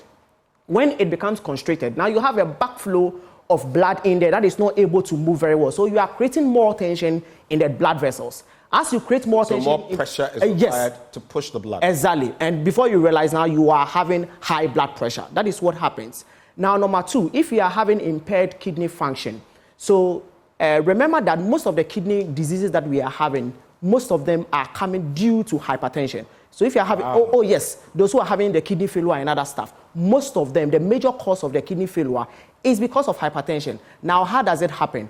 Now, your blood vessels or your blood pressure is being regulated by the kidney as well. So the kidney regulates the volume of the blood, the kidney regulates the sodium in the blood, and then the kidney also regulates the water. So in doing this, they are regulating the blood pressure that you have. But if now you are not able to have enough blood entering into the kidney, it means that your kidney is not able to function well. Now, your kidneys are not able to function well. What then happens? It means that your blood pressure will now increase. So your poor blood circulation is now leading to hypertension as well. We also have endothelial dysfunction. Your endothelium is the inner lining of the blood vessels. Blood is able to flow very well. But this time, because blood or you are having poor blood circulation, now your blood is not able to flow very well. So you have damaged the inner lining. So your blood vessels have become constricted or narrowed. In doing so, now you are having high blood pressure. So that is how poor blood circulation leads to hypertension. Wow. Yeah. And enter nitro-MS. Yes. How then does this drug deal with blood circulation issues and, of course, by that way also impede hypertension and its concomitant, illnesses? All right. Okay. So we have a lot of people having high blood pressure, and then most often they would want to get medication so that they will be able to manage this. And most often too, they get medications all right, but some people are having resistant hypertension. It means that they have grown resistance to the medication that they are taking, and therefore they would want to opt for an alternative. What is the alternative? The alternative probably will be a herbal. Now, the herbal drug that they are going to take, is it going to help them? People would want to have a scientific, well-researched herbal drug that is going to help them. Now comes a nitro-MS. That is how come we introduce the product nitro-MS. Nitro-MS basically is supposed to relax the blood vessels. So nitro-MS produces or helps the body to produce what we call nitric oxide. Now, this nitric oxide relaxes the blood vessels. Blood is able to flow very well. So if you are relaxing blood vessels, it means that you are not putting pressure on the heart to pump. So blood is able to flow very well. Now, you are also not having a lot of tension in the blood vessels. Therefore, it is bringing down the blood pressure to its normal levels. In fact, I have a woman as a patient who was having resistant hypertension, was taking medication for a very long time, and nothing was working. And this is a lot of challenges to a lot of people, and that is why we decided to do a studies on it. So I introduced nitro-MS. I prescribed nitro-MS to her, and then for 1 month, the blood pressure just came back to its optimum levels. We have done research on the nitric oxide or the nitro-MS, and this is what we realized. Realized that we gave it to patients who are having resistant hypertension, first-time people who have developed hypertension as well. We gave it to them, and within 1 week of taking nitro-MS, their systolic blood pressure, that is the first blood pressure that is being so maybe what will be written. 120 or something? Yes, that 120, the first part. It's reduced it by 13%. So those who are having like 175, it means that if it is reduced by 13%, you are getting somewhere like 140 thereabouts. And then it reduces the diastolic blood pressure, that is the lower parts, the lower number, by 5%. And we have done all the studies. The studies will be shown on the screen. Okay, and so we have to go, but quick question. Yeah. People often are concerned. This is herbal, right? Yes. Can you take this in conjunction or together with other medications? Oh, yes, you can take this one in conjunction with other medications as well. So what do you do is, after you have taken your orthodox medication, you would have to wait for an hour or 2 hours, yes, before you take this, so that you can prevent drug-herb interaction. So this is also going to help the other drug that we are taking in order to work faster for you.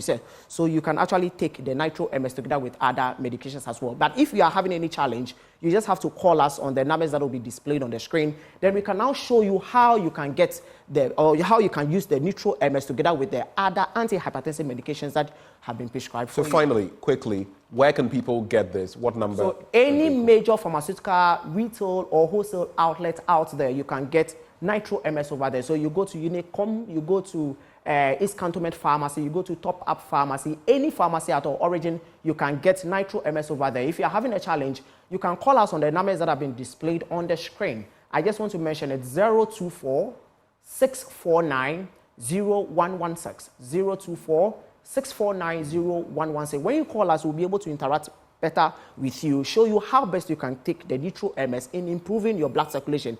Here lies the case in improving or bringing down your hypertension or high blood pressure. And if you are having resistant hypertension, also taking nitro MS in order to help you to manage it very well. Doc, thank you so much for joining the conversation this morning. But right before we go, let's take our photo of the day. It's an interesting one today.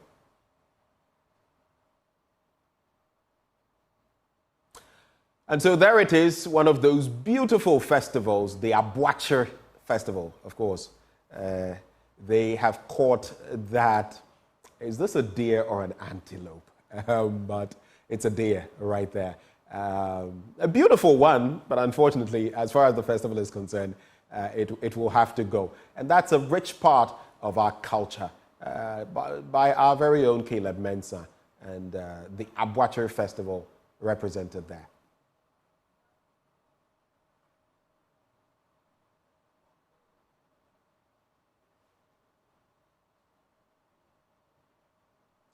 Well, hopefully you enjoyed that photo of the day and our final conversation. Don't you forget, get your Nitro MX, proper blood circulation. But that's how we cap it off this morning on the AM show. Up next, we have Joy News Desk. It's been my pleasure coming your way. Have a good morning.